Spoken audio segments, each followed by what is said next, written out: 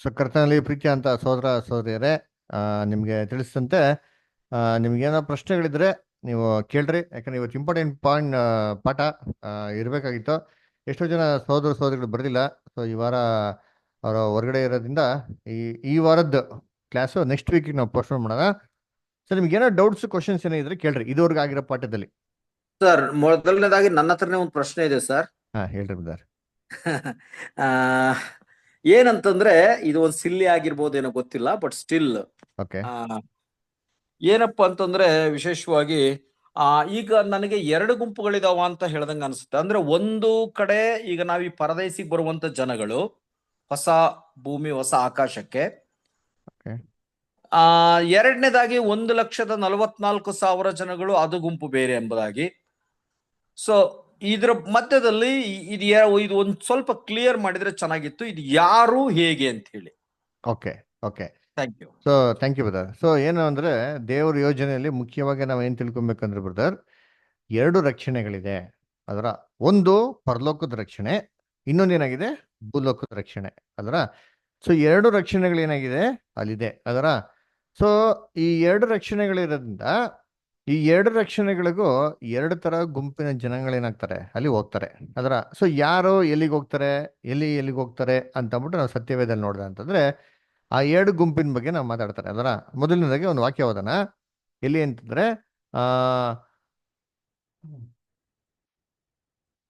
1 ಯೋಹಾನ 2:2 ಒಬ್ರು ಓದ್ರಿ. ಫಸ್ಟ್ ಜಾನ್ 2:2 ಒಬ್ರು ಓದ್ರಿ ನೋಡ್ರಿ. ನೀವು ಯಾರಾದ್ರು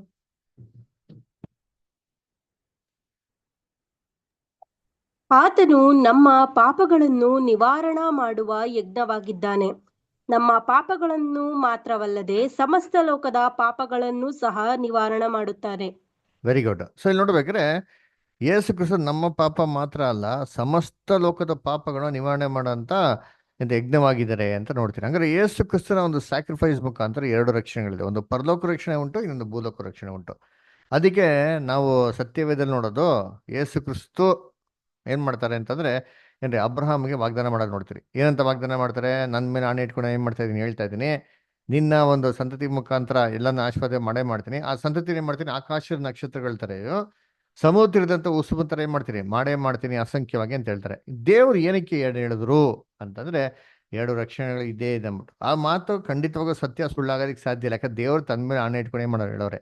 ಆಕಾಶದ ನಕ್ಷತ್ರಗಳಂದ್ರೆ ಪರಲೋಕದ ರಕ್ಷಣೆ, ಅದರ ಆಮೇಲೆ ಸಮುದ್ರ ಉಸುಬು ಅಂದ್ರೆ ಭೂಲೋಕದ ರಕ್ಷಣೆ. ಸರಿ, ಈ ಈ ಗುಂಪಿಗೆ ಯಾರ್ಯಾರು ಬರ್ತಾರೆ ಅಂತ ನೋಡ್ಬೇಕಾದ್ರೆ ಏನ್ರಿ, ಯೇಸು ಕ್ರಿಸ್ತು ಬಂದಿದ ನಂತರನೇ ಪರಲೋಕದ ರಕ್ಷಣೆ. ಯೇಸು ಕ್ರಿಸ್ತು ಬರೋದಕ್ಕಿಂತ ಮುಂಚೆ ಯಾರು ಒಬ್ರು ಪರಲೋಕ ರಕ್ಷಣೆಗೆ ಹೋಗಕ್ ಸಾಧ್ಯ ಇಲ್ಲ. ಇದು ಫಸ್ಟ್ ಪಾಯಿಂಟ್ ಕ್ಲಿಯರ್ ಮಾಡ್ಕೊಬೇಕು ನಾವು ಮೈಂಡಲ್ಲಿ ಅಲ್ವರ. ಸೊ ಹಂಗಾರೆ ಅವ್ರು ಎಲ್ಲಿದ್ದಾರೆ ಅಂತಂದ್ರೆ ಎಲ್ಲಾ ಸಮಾಧಿಯಲ್ಲಿ ಮಲಗಿದ್ದಾರೆ. ಅದನ್ನೇ ನಾವು ವಾಕ್ಯದ ಮುಖಾಂತರ ಬಹು ಸ್ಪಷ್ಟವಾಗಿ ನೋಡಿದ್ದು. ಆತ್ಮ ಸಾಯ್ತದೆ, ಮನುಷ್ಯ ಸತ್ಮನೆ ಅವನ ಗತಿ ಅಷ್ಟೇ, ಅವನು ಎಲ್ಲೂ ಹೋಗಲ್ಲ ಅಂತ ನೋಡಿದ್ರಿ. ಮತ್ತೆ ಹಂಗಾರೆ ಎಲ್ಲಿದ್ದಾನಪ್ಪ? ಮಣ್ಣಲ್ಲಿದ್ದಾನೆ, ಸರ್ವನಾಶ ಆಗಿದ್ದಾನೆ, ಧೂಳು ಧೂಳು ಆಗ್ಬಿಟ್ಟಿದ್ದಾನೆ, ಮುಂಡಗ್ ಕ್ರಿಸ್ತನ ಎರಡನೇ ಬರುವಿಕೆಯಲ್ಲಿ ಬರ್ಬೇಕಾದ್ರೆ ಈ ಸತ್ತೋಗಿರೋನ್ ಎಲ್ಲಾರ್ದು ಇದೇ ಭೂಮಿಗೆ ಏನ್ ಮಾಡ್ತಾರೆ, ಕರ್ಕೊಂಬರ್ತಾರೆ, ತಗೊಂಡ್ಬರ್ತಾರೆ ಜೀವಂತವಾಗಿ. ಅವ್ರು ಯಾವ ರೀತಿ ಸತ್ರೋ ಅದೇ ತರ ಇದೇ ಭೂಮಿಗೆ ಏನ್ ಮಾಡ್ತಾರೆ, ಜೀವಂತವಾಗಿ ಕರ್ಕೊಂಡ್ಬರ್ತಾರೆ ಅಲ್ವರ.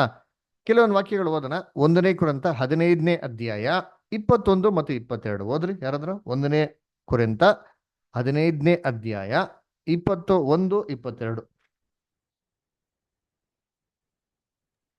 ಮನುಷ್ಯನ ಮೂಲಕ ಮರಣವು ಉಂಟಾದ ಕಾರಣ ಮನುಷ್ಯನ ಮೂಲಕ ಸತ್ತವರಿಗೆ ಪುನರುತ್ಥಾನ ಉಂಟಾಗುವುದು.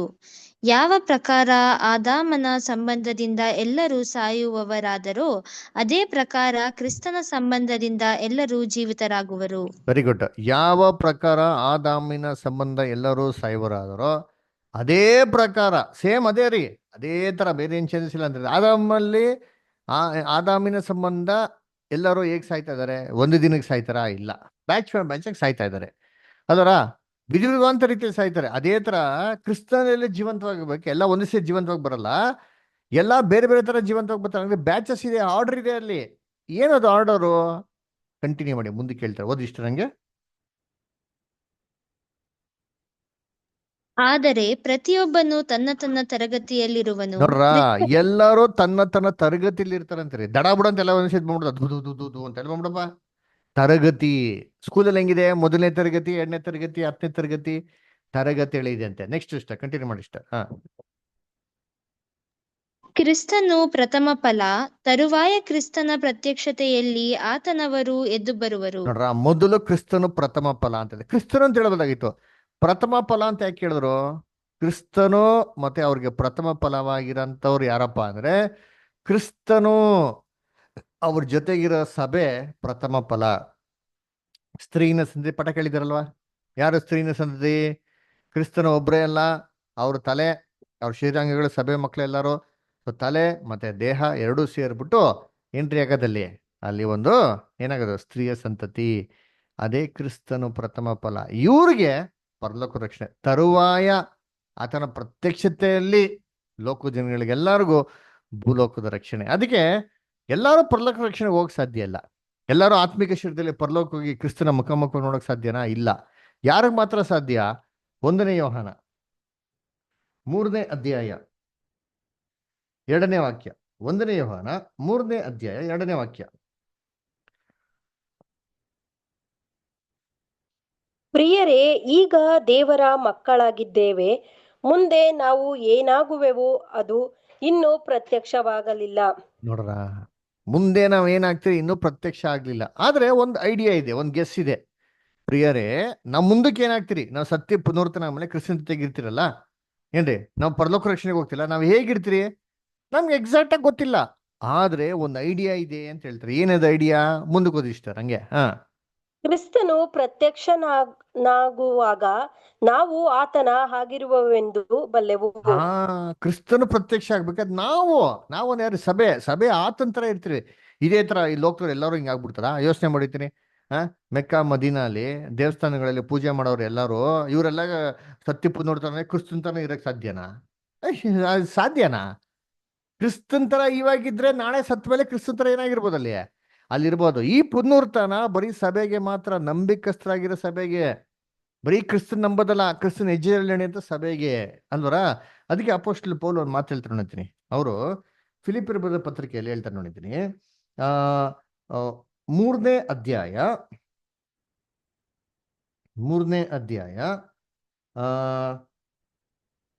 9ನೇ ವಾಕ್ಯ 10 ಮತ್ತೆ 11. ಫಿಲಿಪಿಯರ್ 3ನೇ ಅಧ್ಯಾಯ 9ರಿಂದ 11.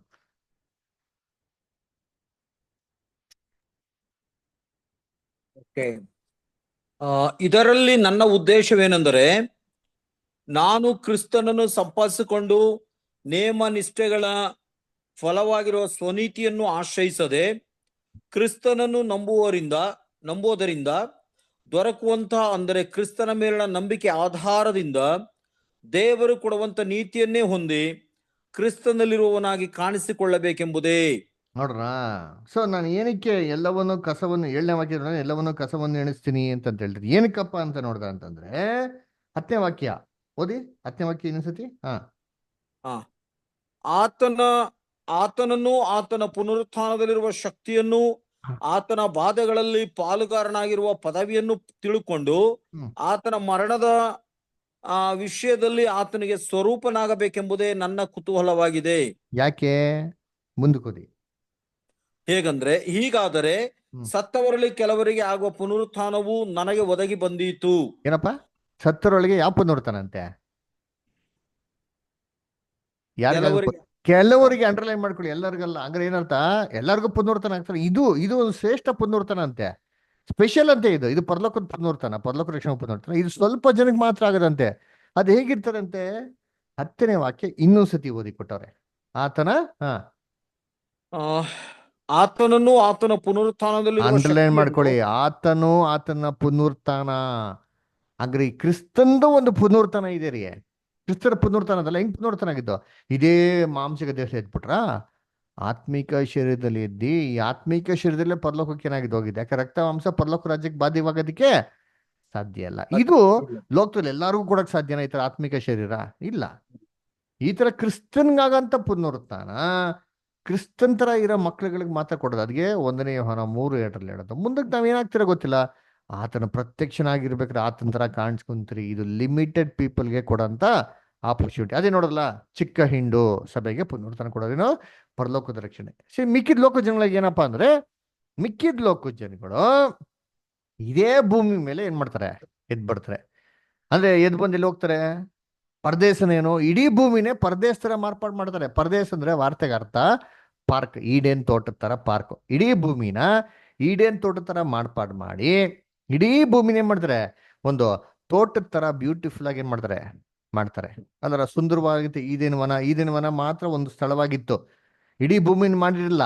ಅಡೆ ಇಡೀ ಭೂಮಿನ ಈಡೇನ್ ವನ ತರ ಮಾಡ್ಬೇಕಾರೆ ಮನುಷ್ಯ ಕುಲ ಇದೇ ಭೂಮಿಲಿ ಸಂತೋಷವಾಗಿರೋ ಬರ್ತಾರ ದೇವ್ರೇನ್ ಮಾಡ್ತಾರೆ, ವ್ಯವಸ್ಥೆ ಮಾಡ್ತಾರೆ. ಇದು ಭೂಲೋಕದಲ್ಲಿರೋಂಥ ಪರದೇಶ್. ಇದು ಪರದೇಶನೇ ಭೂಲೋಕದಲ್ಲಿರೋದು, ಎಲ್ಲಿ ಬೇರೆ ಇಲ್ಲಿಲ್ಲ. ಅರೆ ಅದು ಪರದೇಶ್ ಅಂತ ಅರ್ಥ. ಆ ಲೋಕ ಜನಗಳೆಲ್ಲ ಹೇಗೆ ಸತ್ರೋ ಅದೇ ಮಾಂಸದಲ್ಲಿ, ಇದೇ ಮಾಂಸ ದೇಹದಲ್ಲಿ ಎದ್ದು ಬಂದು ಇದೇ ಮನುಷ್ಯ ತರ ದೇಹದಲ್ಲೇ ಇದ್ದಿ ಅವ್ರ ಕಣ್ಗಳೇನಾಗ್ತಾರೆ, ತೆರೆಯಲ್ಪಡ್ತದೆ. ಅವಾಗ ಸತ್ಯಾರ್ಥಗಳೇನ್ ಮಾಡ್ತಾರೆ, ಅವರು ಸ್ವೀಕಾರ ಮಾಡ್ತಾರೆ. ಇದು ಎರಡು ರಕ್ಷಣೆಗಿರೋಂಥ ಒಂದು ಸಿಂಪಲ್ ಬೈಫರ್ಕೇಶನ್. ನೋಡಿ, ಕೆಲವು ವಾಕ್ಯಗಳು ಓದೋಣ ಅದಕ್ಕೆ ಸಂಬಂಧಪಟ್ಟ ಹಾಗೆ. ಇವಾಗ ನೋಡಿದ್ರೆ ಪರಲೋಕ ರಕ್ಷಣೆ ಪುನರ್ತನ ನೋಡಿದ್ರಿ ಅಲ್ವರ. ಇದಕ್ಕೆ ಇನ್ನೊಂದು ವಾಕ್ಯ ಓದೋಣ. ಹಿಬ್ರಿಯರು 10ನೇ ಅಧ್ಯಾಯ 19 ಮತ್ತೆ 20 sister. Hebrews 10 chapter 19 and 20 sister.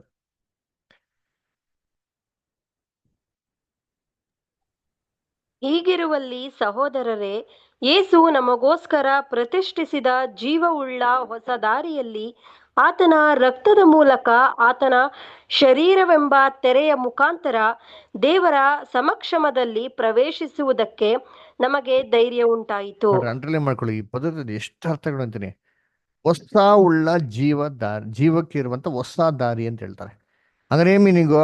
ಇದುವರೆಗೂ ಯಾರು ಓಪನ್ ಮಾಡಿಲ್ಲ, ಅದೇ ಹೊಸದು ಅಂತ ಹೇಳ್ತಾವ್ರೆ. ಅದರ ಜೀವಕ್ಕಿರಂತ ಹೊಸ ದಾರಿ, ಇದನ್ನ ಯಾರು ಇದಕ್ಕಿಂತ ಮುಂಚೆ ಓಪನ್ ಮಾಡಿ, ಹಂಗಾರೆ ಈ ಓಪನ್ ಆಗಿದೆ ಯಾವಾಗ? ಕ್ರಿಸ್ತನ ನಂತರನೇ. ಇದು ಹೇಗೆ ಓಪನ್ ಮಾಡಿದ್ರು? ಯೇಸು ಕ್ರಿಸ್ತು ಬಳಿದ ತಕ್ಷಣ ಓಪನ್ ಮಾಡ್ಬಿಟ್ರಾ? ಹೆಂಗ ಹೇಳ್ತಾರೆ? ತನ್ನ ಶರೀರ ಎಂಬಂತ ತೆರೆ ಮುಖಾಂತರ. ಅಂದ್ರೆ ಶರೀರ ಏನಾಗಬೇಕು? ಶಿಲ್ವೆ ಮೇಲೆ ಪ್ರಾಣ ಕೊಡಲ್ಪಡ್ಬೇಕಾಗಿತ್ತು. ಪ್ರಾಣ ಬಿಟ್ಟಿದ ನಂತರನೇ ಈ ಶರೀರ ಎಂಬ ತೆರೆ ಮುಖಾಂತರ ಸೀಳಲ್ಪಟ್ಟಿದ ಮೇಲೆ ಏನಾಯ್ತು? ಪರಲೋಕಕ್ಕೆ ಹೋಗೋದಿಕ್ಕೆ ಏನಾಯ್ತು? ಅವಕಾಶ ಉಂಟು. ಅದಕ್ಕೆ ದೇವರ ಸಮಕ್ಷಮದಲ್ಲಿ ಪ್ರವೇಶಿಸೋದಿಕ್ಕೆ ಧೈರ್ಯ ಉಂಟಾಯ್ತು. ಅಲ್ಲಿವರೆಗೂ ಯಾರಿಗಪ್ಪ ಧೈರ್ಯ ಆಯ್ತು? ದೇವರ ಸಮಕ್ಷಮದಲ್ಲಿ ಹೋಗೋದಿಕ್ಕೆ ಧೈರ್ಯ ಆಯ್ತಾ? ಯೋಚನೆ ಮಾಡ್ರಿ ಇದ್ರಿ. ದೇವಸ್ಥಾನ ಗುಡಾರದಲ್ಲಿ ಮಹಾಪುರುಷ ಸ್ಥಳದಲ್ಲಿ ವರ್ಷಕ್ಕೊಂದ್ಸತಿ ಮಹಾಜಕ ಹೋಗ್ಬೇಕು. ಅದು ಏನು ರಕ್ತ ಇಲ್ದಿರ ಹೋಗಂಗಿಲ್ಲ. ಸೊಂಟಕ್ಕೆ ಹಗ್ಗ ಕಟ್ಕೊಂಡು ಹೋಗ್ಬೇಕು. ಏನೋ ಮಿಸ್ಟೇಕ್ ಮಾಡಿ ಸತ್ತೋಗ್ಬಿಡ್ತಾನೆ ಅಲ್ಲಿ. ಭಯದಿಂದ ಹೋಗ್ಬೇಕಾಯ್ತು. ಅದು ಅಯ್ಯೋ ತುಂಬಾ ಸ್ಟ್ರಿಕ್ಟ್ ಆಗಿರ್ಬೇಕು. ಒಂದೇ ಒಂದು ಕೆಟ್ಟ ಆಲೋಚನೆ ಬರ್ಬಿಡಿದ್ರಿ, ಕೆಟ್ಟ ಆಲೋಚನೆ ಬಂದ್ರೆ ಅಲ್ಲಿ ಸ್ಪಾಟಲ್ ಔಟ್. ಅದರ ಏನ್ ಹೇಳ್ತಾರೆ ಅಲ್ಲಿ? ಏನ್ರಿ ಧೈರ್ಯದಿಂದ ಹೋಗೋದಿಕ್ಕೆ ನಮಗೇನಾಯ್ತಂತೆ? ಧೈರ್ಯ ಬಂತಂತಾರೆ. ಹಿಂಗೆ ಕ್ರಿಸ್ತನ ಹೋಗಿದ್ಮೇಲೆ. ಇದಕ್ಕಿಂತ ಮುಂಚೆ ಯಾರಿಗೂ ಧೈರ್ಯನೇ ಇರಲ್ಲ. ಭೂಲೋಕದಲ್ಲಿ ಆಲಯಕ್ಕೆ ಹೋಗಕ್ಕೆ ಧೈರ್ಯ ಇರಲ್ಲ, ಇನ್ನು ಪರಲೋಕ ಹೆಂಗೆ ಹೋಗಕ್ಕೆ ಸಾಧ್ಯ ಆಗ್ತೋ? ಅದಕ್ಕೆ ಪರಲೋಕ ರಕ್ಷಣೆ ಯೇಸು ಕ್ರಿಸ್ತಗಿನ ಮುಂಚೆ ಯಾರಿಗೂ ಇರಲಿಲ್ಲ. ಅದಕ್ಕೆ ಯೇಸು ಕ್ರಿಸ್ತು ಕ್ಲಿಯರ್ ಆಗಿ ಹೇಳಿದ್ದು ಏನಂತ? ಯೋಹನ 3:13 ಓದ್ರಿ ಯಾರಾದ್ರ? ಯೋಹನ 3:13 ಓದ್ರಿ ಯಾರಾದ್ರ? ಪರಲೋಕದಿಂದ ಇಳಿದು ಬಂದವನೇ, ಅಂದರೆ ಮನುಷ್ಯಕುಮಾರನೇ ಹೊರತು ಮತ್ತಾರು ಪರಲೋಕಕ್ಕೆ ಏರಿ ಹೋದವನಲ್ಲ. ನೋಡ್ರ, ಅದಕ್ಕೆ ಹೇಳಿದ್ದು ಪರಲೋಕಕ್ಕೆ ಯಾರು ಏರಿ ಹೋಗಿಲ್ಲ, ಮನುಷ್ಯ ಕುಮಾರನೇ ಬರ್ದೇವತ್ತೆ, ಯಾರು ಹೋಗಿಲ್ಲಪ್ಪ ಅಂತ ಅರ್ಥ ಆಯ್ತು. ಅದನ್ನ 2 ರಕ್ಷಣೆಗಳಿದೆ, ಕ್ಲಿಯರ್ ಆಗಿ ನಾವು ತಿಳ್ಕೊಬೇಕು. ಅದರ ಒಂದು ಪರಲೋಕದ ರಕ್ಷಣೆ, ಅದು ಇವಾಗ ಓಟ ಓಡಿ ಮುಗಿಸೋ ಸಭೆಗಳಿಗೆ ಮಾತ್ರ. ಸಭೆ ಅಂದ್ರೇನ್ರಿ? ಲೋಕದಲ್ಲಿ ಬಿಲ್ಡಿಂಗ್ಗಳಿದೆ, ಜನಗಳ ಕೂಟ ಅವಲ್ಲ, ಅವರಲ್ಲ ರೀ. ಕ್ರಿಸ್ತನ ಹೆಜ್ಜೆ ಜಾಡಿಯಲ್ಲಿ ದಿನ ಶಿಲುಬೆ ಎತ್ಕೊಂಡು ತನ್ನನ್ನು ತಾನೇ ನಿರಾಕರಿಸಿ ಆತನ ಹೆಜ್ಜೆ ನಡೀತಾರ, ಈ ಸಭೆಗೆ ಮಾತ್ರ ಇರೋದು. ಭೂಲೋಕದ ಎಲ್ಲ ಮನುಷ್ಯರಿಗೆ ಏನಾಗಿಲ್ಲ, ಇಲ್ಲ. ಅದರ ಕರ್ತನಲ್ಲಿ ಪ್ರೀತಿ ಅಂತ ಸೋರಸರುಗಳೇ, ಇದು ಪರಲೋಕ ರಕ್ಷಣೆ. ಮಿಕ್ಕಿದವ್ರಿಗೆಲ್ಲ ಭೂಲೋಕ ರಕ್ಷಣೆ ಇದೆ. ಅದಕ್ಕೆ ನಾವು 3 ಮಾರ್ಗ ಪಾಠ ನೋಡಿದಿರಲ್ಲ ಏನ್ರಿ? ಇವಾಗ ವಿಶಾಲವಾದ ಮಾರ್ಗ ಇದೆ, ಇಕ್ಕಟ್ಟಾದ ಮಾರ್ಗ ಇದೆ. ಕ್ರಿಸ್ತನ ರಾಜ್ಯದಲ್ಲಿ ರಾಜ್ಯ ಮಾರ್ಗ ಇರ್ತಾರೆ. ಸತ್ತವ್ರೆಲ್ಲ ಏನ್ ಮಾಡ್ತಾರೆ? ಎದ್ದು ಬಂದಿ ಅದರ ಸಂತೋಷವಾಗಿರ್ತಾರೆ. ಓಕೆನಾ? ಕ್ಲಿಯರಾ? ಜಯಪ್ರಕಾಶ್ ಇನ್ನ ಕ್ಲಿಯರ್ ಆಯ್ತಾ? ಇಲ್ಲ ಇನ್ನೂ ಡೌಟ್ಸ್ ಏನೋ ಇದೆಯಾ? ಸರ್, ಇದು 3:13 ಇದು ಭೂಲೋಕದಲ್ಲಿ ನಡೆಯುವ ಕಾರ್ಯಗಳನ್ನ ಕುರಿತು ನಿಮ್ಗೆ ಹೇಳುವಾಗ ನೀವು ನಂಬದೇ ಹೋದ್ರೆ ಪರಲೋಕದ ಕಾರ್ಯಗಳ ಕುರಿತು ನಿಮ್ಗೆ ಹೇಳಿದ್ರೆ ಹೇಗೆ ನಂಬಿರಿ? ಪರಲೋಕದಿಂದ ಇಳಿದು ಬಂದವನೇ ಹೊರತು, ಅಂದರೆ ಮನುಷ್ಯ ಕುಮಾರನ ಹೊರತು ಮತ್ತಾರು ಪರಲೋಕಕ್ಕೆ ಏರಿಯೋದು. ಇದು ಪರಲೋಕಕ್ಕೆ ಏರಿ ಹೋಗುವಂತ ವಿಷಯದಲ್ಲಿ ಮಾತಾಡ್ತಾ ಇದೆಯಲ್ಲ ಸರ್ ಇದು? ಹೌದು, ನಾವು ಅದೇ ಹೇಳ್ತಾ ಇರೋದು. ಈಗ ನನ್ನ ಪ್ರಶ್ನೆಗೆ ನನಗಿನ್ನೂ ಕ್ಲಿಯರ್ ಆಗಿಲ್ಲ. ಏನಂತಂದ್ರೆ, ಈಗ 1,44,000 ಜನಗಳು ಅವ್ರು ಬೇರೆ ಗುಂಪು, ಮತ್ತೆ ಹ್ಮ್ ಈ ಭೂಲೋಕಕ್ಕೆ ಹೊಸ ಆಕಾಶ, ಹೊಸ ಸೂರ್ಯ, ಹೊಸ ಚಂದ್ರದಲ್ಲಿ ಈಗ ನಾವು ಬರ್ಲಿಕ್ಕಿದ್ದೀವಿ ಸಭೆ ಎಂಬುದಾಗಿ. ಹ್ಮ್. ಅದಕ್ಕೆ ನನಗೆ ಇನ್ನು ಅಂದ್ರೆ ಅವ್ರು ಯಾರಾಗ್ತಾರೆ, 1,44,000 ಜನ ಅವ್ರು ಯಾರಾಗ್ತಾರೆ, ಇವ್ರು ಯಾರಾಗ್ತಾರೆ ಅನ್ನೋದು. ಸರಿ, 1,44,000 ಜನ ಸಭೆ, ಕ್ಲಿಯರಾ? ಮತ್ತೆ ಈ ಭೂಲೋಕಕ್ಕೆ ಬರ್ಲಿಕ್ಕೆ ಇರುವಂತವ್ರು ಯಾರು? ಭೂಲೋಕಕ್ಕೆ ಬರೋರು 1,44,000 ಬೇರೆ. ಅದು ಪರಲೋಕ ರಕ್ಷಣೆಗೆ ಹೋಗ್ಬಿಟ್ಟು ಸಭೆ ಆಗೋಯ್ತು, ಮುಗ್ದೈತೆ, ಕ್ಲೋಸ್ ಚಾಪ್ಟರ್. ಭೂಲೋಕ ರಕ್ಷಣೆಗೆ ಬರೋರು ಯಾರಪ್ಪ ಅಂದ್ರೆ, ಇವಾಗ ಯಾರೆಲ್ಲ ಸತ್ಯ ನಂಬಿಲ್ಲ, ತುಂಬಾ ಜನ ಇದಾರೆ ತಾನೆ. ಓಕೆ, ಸತ್ಯ ನಂಬದಿರೋರು ಎಷ್ಟೋ ಜನ ಇದಾರೆ, ಹೇಳಿದ್ರು ಕೂಡ ಕೇಳಿದಿರೋ ಎಷ್ಟೋ ಜನ ಇದಾರೆ, ಕರೆಕ್ಟಾ? ಸರಿ, ಇವರೆಲ್ಲ ಸತ್ತೋಗಿ ಮಣ್ಪಲ್ಲಾಗಿದ್ದಾರೆ, ಕರೆಕ್ಟ್ ಅಲ್ವಾ? ಹೌದು. ಎಲ್ಲಾರನ್ನೂ ದೇವರು ಇದೇ ಭೂಮಿಗೆ ವಾಪಸ್ಸು ಜೀವಂತವಾಗಿ ತರ್ತಾರೆ, ಕರ್ಕೊಂಬಂದ್ಬಿಟ್ಟು ಇದೇ ವಾಪಸ್ ಅದೇ ದೇಶದಲ್ಲಿ, ಅದೇ ಶರೀರದಲ್ಲಿ, ಅದೇ ತರ ವಾಪಸ್ಸು ಅದೇ ಸ್ಥಳಕ್ಕೆ ಕರ್ಕೊಂಬಂದು ಅವ್ರಿಗೆ ಸತ್ಯನ ಆವಾಗ ತಿಳಿಸ್ತಾರೆ. ಇವಾಗ ನಿಮಗೆ ಒಂದು ಪ್ರಶ್ನೆ ಬರ್ಬೋದು, ಏನಂತ? ಬ್ರದರ್, ಇವಾಗೇ ಕೇಳಿಲ್ಲ ಅಲ್ವಾ, ಇವಾಗ ಹೇಳಿದ್ರೆ ಕೇಳ್ತಾ ಇಲ್ಲ, ಕ್ರಿಸ್ತನ್ ರಾಜ್ಯದಲ್ಲಿ ತಿರ್ಗಾ ಸತ್ತೋಗಿ ಜೀವಂತವಾಗಿ ಬಂದ್ರೆ ಸತ್ಯ ಕೇಳ್ತಾರೆ ಅಂತ ಏನ್ ಗ್ಯಾರಂಟಿ? ಒಂದು ಪ್ರಶ್ನೆ ಬರ್ಬೋದು ಅಲ್ವಾ? ಓಕೆ, ಹಂಗ್ ಬಂತು ಅಂದ್ರೆ ಆ ಪ್ರಶ್ನೆಗೆ ಏನಪ್ಪ ಉತ್ತರ ಅಂದ್ರೆ, ಇವಾಗ ಜನಗಳು ಸತ್ಯ ಏನಕ್ಕೆ ಕೇಳ್ತಾ ಇಲ್ಲ, ಏನ್ ಕಾರಣ ಅಂದ್ರೆ, ಈ ಪ್ರಪಂಚದ ದೇವರು ಎಲ್ಲಾರ ಕಣ್ಗಳನ್ನ ಏನ್ ಮಾಡಿದಾನೆ? ಮುಚ್ಚಿಟ್ಟಿದ್ದಾನೆ ಆತ್ಮಿಕ ಕಣ್ಣುಗಳನ್ನ. ಕರೆಕ್ಟಾ? ಆತ್ಮೀಯಗಳು ಅದಕ್ಕೆ ಎಷ್ಟು ಹೇಳಿದ್ರು ಸತ್ಯ ಕೇಳಲ್ಲ ಅವರು, ಕರೆಕ್ಟಾ? ಹೌದು. ಈ ಜನಗಳು ಸತ್ಯ ಕೇಳತಾರ, ಕ್ರಿಸ್ತನ ಎರಡನೇ ಬರಿಕೆಯಲ್ಲಿ ಬರ್ಬೇಕಾದ್ರೆ ಸೇತಾನ 1000 ವರ್ಷ ಏನ್ ಮಾಡ್ತಾರೆ? ಕಟ್ಟಾಕ್ತಾರೆ. ಓಕೆ, ಕಟ್ಟಾಕ್ತಾರ ಇಲ್ವೋ? ವಾಕ್ಯ ಐತಾ ಇಲ್ವೋ ಅದು? ಹೌದು ಹೌದು. ಏನಕ್ಕೆ? ಇನ್ನೂ ಜನಗಳನ್ನ ಮಳುಗೊಳಿಸದ ಹಾಗೆ ಸೇತಾನ ಅಧೋಲೋಕದಲ್ಲಿ ದಬ್ಬಿ ಮುದ್ರೆ ಹಾಕಿ ಬಾಗಿಲು ಮುಚ್ಚಿದ್ರು ಅಂತ ವಾಕ್ಯ ಕೊಟ್ಟಿದೆ. ಏನಕ್ಕೆ? ಸರಿ. ಇನ್ನೂ ಹಾ. ಜನಗಳನ್ನ ಮಳುಗೊಳಿಸ್ಬಾರ್ದು. ಹಂಗಾರೆ ಯಾವ ಜನಗಳನ್ನ? ಈ ಜನಗಳನ್ನ ಇವಾಗ ಏನ್ ಮಳುಗೊಳಿಸಿದಾರೋ ಅದೇ ಜನಗಳನ್ನ 1000 ವರ್ಷದಲ್ಲಿ ಮಳುಗೊಳಿಸ್ಬಾರ್ದು ಅಂದ್ಬಿಟ್ಟು ಅವನ್ನ ಕಟ್ಟಾಕ್ತಾರೆ. ಹಂಗಾರೆ 1000 ವರ್ಷದಲ್ಲಿ ಯಾವ ಜನಗಳಿರ್ತಾರೆ? ಇವಾಗ ಯಾರ್ಯಾರೆಲ್ಲ ಮೋಸ ಹೋದ್ರು ಅದೇ ಜನಗಳು 1000 ವರ್ಷದಲ್ಲಿ ಎದ್ದು ಬರೋದು, ಆವಾಗ ಸತ್ಯನ ಕೇಳ್ತಾರೆ, ಆವಾಗ ಭೂಲೋಕದಲ್ಲಿ ಅದೇ ಮನುಷ್ಯರು ಜೀವಂತವಾಗಿರ್ತಾರೆ. ಇವ್ರು ಯಾರಪ್ಪ ಅಂದ್ರೆ, ಆದಾಮ್ನ ಸೃಷ್ಟಿ ಮಾಡಿದಾಗಿಂದ ಹಿಡಿದು ಏನ್ರಿ ಕ್ರಿಸ್ತನ ಎರಡನೇ ಬರೋಕೆವರೆಗೂ ಯಾರೆಲ್ಲ ಯೇಸು ಕ್ರಿಸ್ತ ನಂಬಿಲ್ವೋ, ಯೇಸು ಕ್ರಿಸ್ತನ ಹೆಜ್ಜೆಯಲ್ಲಿ ನಡೆದಿಲ್ವೋ, ಅವರೆಲ್ಲರೂ ಇದೇ ಭೂಮಿಗೆ ಬರ್ತಾರೆ. ಓಕೆನಾ? Entire people. ಓಕೆನಾ? ಇದರಲ್ಲಿ ಸ್ವಲ್ಪ ಮಾತ್ರ ವ್ಯತ್ಯಾಸ ಇದೆ. ಏನಪ್ಪ ವ್ಯತ್ಯಾಸ? ಸ್ವಲ್ಪ ಜನ ಮಾತ್ರ ವ್ಯತ್ಯಾಸವಾಗಿ ಬರ್ತಾರೆ. ಯಾರಪ್ಪ ಅಂದ್ರೆ, ಅವರು ಇಸ್ರೇಲಂತ ವಿಶ್ವಾಸ ವೀರರುಗಳು. ಉದಾಹರಣೆಗೆ ಅಬ್ರಹಾಮು, ಐಸಾಕು, ಯಾಕೋಬು, ನೋವಾ, ಜೋಬು, ಡ್ಯಾನಿಯಲ್ಲು, ಎಲ್ಲಾ ಪ್ರವಾದಿಗಳು, ದೇವ್ರಿಗೆ ಭಯ ಭಕ್ತಿಯಾಗಿ ಬಾಳಿರಂತ ಮನುಷ್ಯರು ಕ್ರಿಸ್ತರು ಬರೋಕ್ಕಿಂತ ಮುಂಚೆ. ಓಕೆನಾ? ಇವ್ರು ದೇವ್ರಿಗೆ ನಂಬಿಕಸ್ಥರಾಗಿದ್ದಾರೆ. ಕರೆಕ್ಟ್, ನಮ್ಮ ಬೈಬಲ್ ನಮ್ಗೆ ಎಕ್ಸಾಂಪಲ್ ಕೊಟ್ಟಿದ್ದಾರೆ. ಆದ್ರೆ ಇವ್ರಿಗೆ ದೇವರು ಪರಲೋಕಕ್ಕೆ ತಗೊಳಕ್ ಆಗಿಲ್ಲ. ಯಾಕಾಗಿಲ್ಲ ಅಂದ್ರೆ, ಕ್ರಿಸ್ತನು ಇನ್ನ ಬಂದು ಪರಲೋಕಕ್ಕೆ ಮಾರ್ಗ ಏನ್ ಮಾಡಿಲ್ಲ, ಇನ್ನ ಓಪನ್ ಮಾಡಿಲ್ಲ. ಯಾಕಂದ್ರೆ ವಾಕ್ಯ ಇವಾಗ ತಾನೇ ನೋಡಿದ್ರಿ, ಶರೀರ ಮತ್ತು ತೆರೆ ಮುಖಾಂತರ ಹೊಸ ಜೀವ ಉಳ್ಳ ಅಂತ ಹೊಸ ದಾರಿನ ಓಪನ್ ಮಾಡೋದು. ಹಂಗಾರೆ ದಾರಿನೇ ಇಲ್ಲ ಅಂತ ಅರ್ಥ. ಅದೇ ಮೊದಲನೇ ದಾರಿ. ಹಾಗಾದ್ರೆ ಇವ್ರು ಯಾರು ಎಲ್ಲೋಗಿಲ್ಲ, ಮತ್ತೆ ಸತ್ತೋಗ್ಬಿಟ್ರಲ್ಲ, ಎಲ್ಲವ್ರೆ? ಸತ್ತು ಸಮಾಧಿಯಲ್ಲಿ ಅವ್ರೆ. ಮತ್ತೆ ಇವ್ರಿಗೆ ಏನ್ ಪ್ರೈಸು? ಎಲ್ಲಾರು ಭೂಲೋಕದಲ್ಲಿ ಮಾಂಸದಲ್ಲಿ ಎದ್ದು ಬರ್ಬೇಕಾದ್ರೆ ಇವನ್ನೇ ಎಬ್ಬಿಸ್ತಾರೆ. ಮತ್ತೇನ್ ಡಿಫ್ರೆನ್ಸ್ ಬ್ರದರ್ ಅಂತಂದ್ರೆ, ಏನ್ ಡಿಫ್ರೆನ್ಸ್ ಅನ್ನೋ ಒಂದು ಡಿಫ್ರೆನ್ಸ್ ಇದೆ. ಏನ್ ಡಿಫ್ರೆನ್ಸ್ ಅಂದ್ರೆ, ಇವರು ಆಲ್ರೆಡಿ ನಂಬಿಕಸ್ಥರಾಗಿ ಇದ್ರು ಅಂತ ದೇವರ ಹತ್ರ ಪ್ರೂವ್ ಮಾಡಿರೋದ್ರಿಂದ ಇವರು ತಿರ್ಗಿ ಜೀವಂತವಾಗಿ ಬರ್ಬೇಕಾದ್ರೆ ಅದೇ ಮುದಿ ವಯಸ್ಸಲ್ಲಿ ಎದ್ದು ಬರೋದಿಲ್ಲ. ಅವರು ಯೌವನಸ್ಥರಾಗಿ ಎದ್ದು ಬರ್ತಾರೆ. ಅದರ ಹೇಗೆ? ಒಂದು ನಿಮ್ಗೆ ವಾಕ್ಯ ನೋಡಿಸ್ತೀನಿ, ಒಂದ್ ನಿಮಿಷ ರೀ. ಒಂದು ವಾಕ್ಯ ಇದೆ, ನಿಮಿಷ ರೀ. ಒಂದು ವಾಕ್ಯ ಇದೆ, ಏನಂತ ಯೋಬಲ್ಲಿ ಒಂದು ವಾಕ್ಯ ಹೇಳ್ತಾರೆ. ನಿಮಿಷ ರೀ.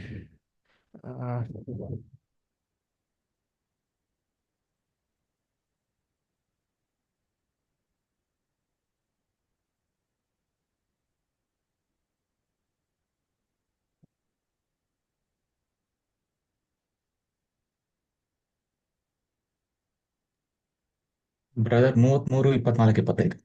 ಇಲ್ಲ ಅದಲ್ಲ. ಒಂದು ನಿಮಿಷ ರೀ. ಒಂದು ಮರ ಎಲ್ಲಿ ಬಿದ್ದಿದ್ಯೋ ಅಲ್ಲೇ ಎದ್ದೇಳ್ತಾರೆ ಅಂತ ಕೊಟ್ಟಿದೆ, ಅಲ್ಲೇ ಚಿಗುರ್ತಾರೆ ಅಂತ ಕೊಟ್ಟಿದೆ ವಾಕ್ಯ. ನಿಮಿಷ ಎಲ್ಲಿ ಬರ್ತಾರೆ ಅಂದ್ರೆ, ಯೋಬಲ್ಲಿ ಬರ್ತಾರೆ. ನಿಮಿಷ, ಯೋಬ ಕೀರ್ತನೆ ಬರ್ತಾರೆ. ನಿಮಿಷ ರೀ, ನಿಮಿಷ.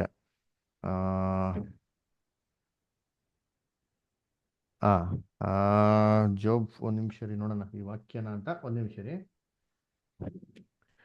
Job 14 chapter.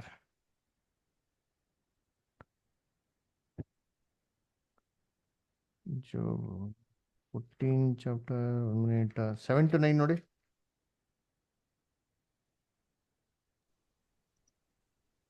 ಕಡಿದ ಮರವು ತಾನು ಮೊಳೆಯುವುದನ್ನು ನಿಲ್ಲಿಸದೆ ಮತ್ತೆ ಚಿಗುರನೆಂದು ನಿರೀಕ್ಷಿಸುತ್ತದಲ್ಲವೇ? ಹ್ಮ್ ನೆಲದಲ್ಲಿ ಅದರ ಬುಡವು ಮುದಿಯಾದರೂ ಮಣ್ಣಿನಲ್ಲಿ ಬೇರು ಸತ್ತರೂ ನೀರಿನ ವಾಸನೆಯಿಂದಲೇ ಅದು ಮೊಳೆತು ಗಿಡದ ಹಾಗೆ ಕಾಲೊಡೆಯುವುದು. ನೋಡ್ರ ಮನುಷ್ಯನಾದರೂ ಹ್ಮ್ ಸತ್ತು ಬೋರಳ ಬೀಳುವನು, ಹ್ಮ್ ಪ್ರಾಣ ಹೋಗೋನು ಅವನು ಎಲ್ಲೋ. ನೋಡ್ರ ಪ್ರಾಣ ಹೋಗಲು ಅವನು ಹೇಳು. ಆಮೇಲೆ ಸರೋವರದ ನೀರು ಬತ್ತುವಂತೆಯೂ ಹ್ಮ್ ನದಿಯು ಆರಿ ಒಣಗುವ ಹಾಗೆಯೂ ಹ್ಮ್ ಮನುಷ್ಯರು ಮೊಳಗಿಕೊಂಡು ಏಳದೆ ಇರುವರು.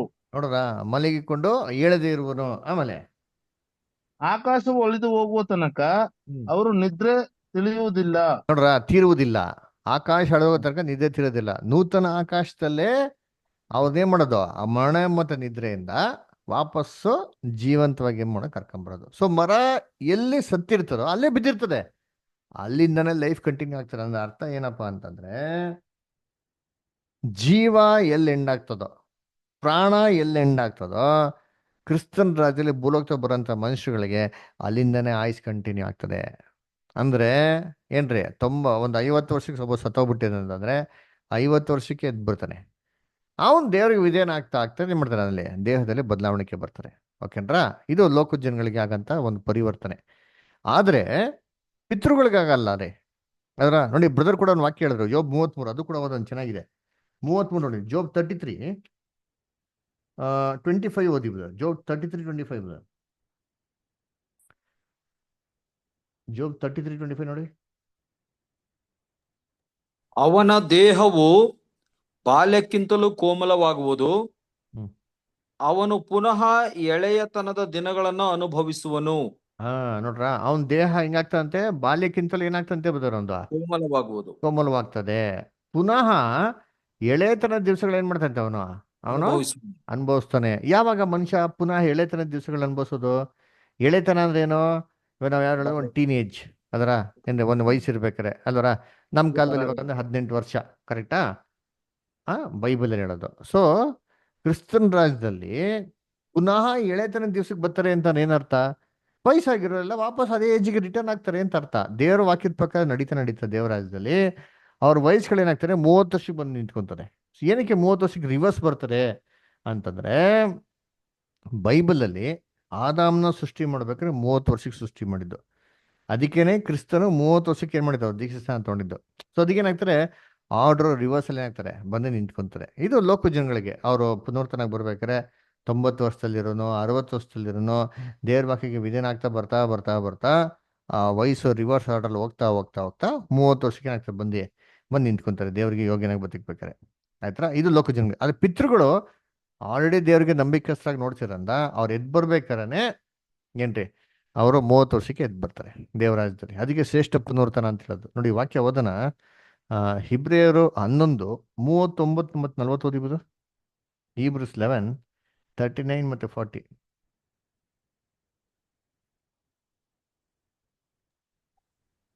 ಇವರೆಲ್ಲರೂ ನಂಬಿಕೆಯ ಮೂಲಕ ಒಳ್ಳೆ ಹೆಸರನ್ನು ಸಂಪಾದಿಸಿಕೊಂಡಿದ್ದರೂ ವಾಗ್ದಾನದ ಫಲವನ್ನು ಹೊಂದಲಿಲ್ಲ.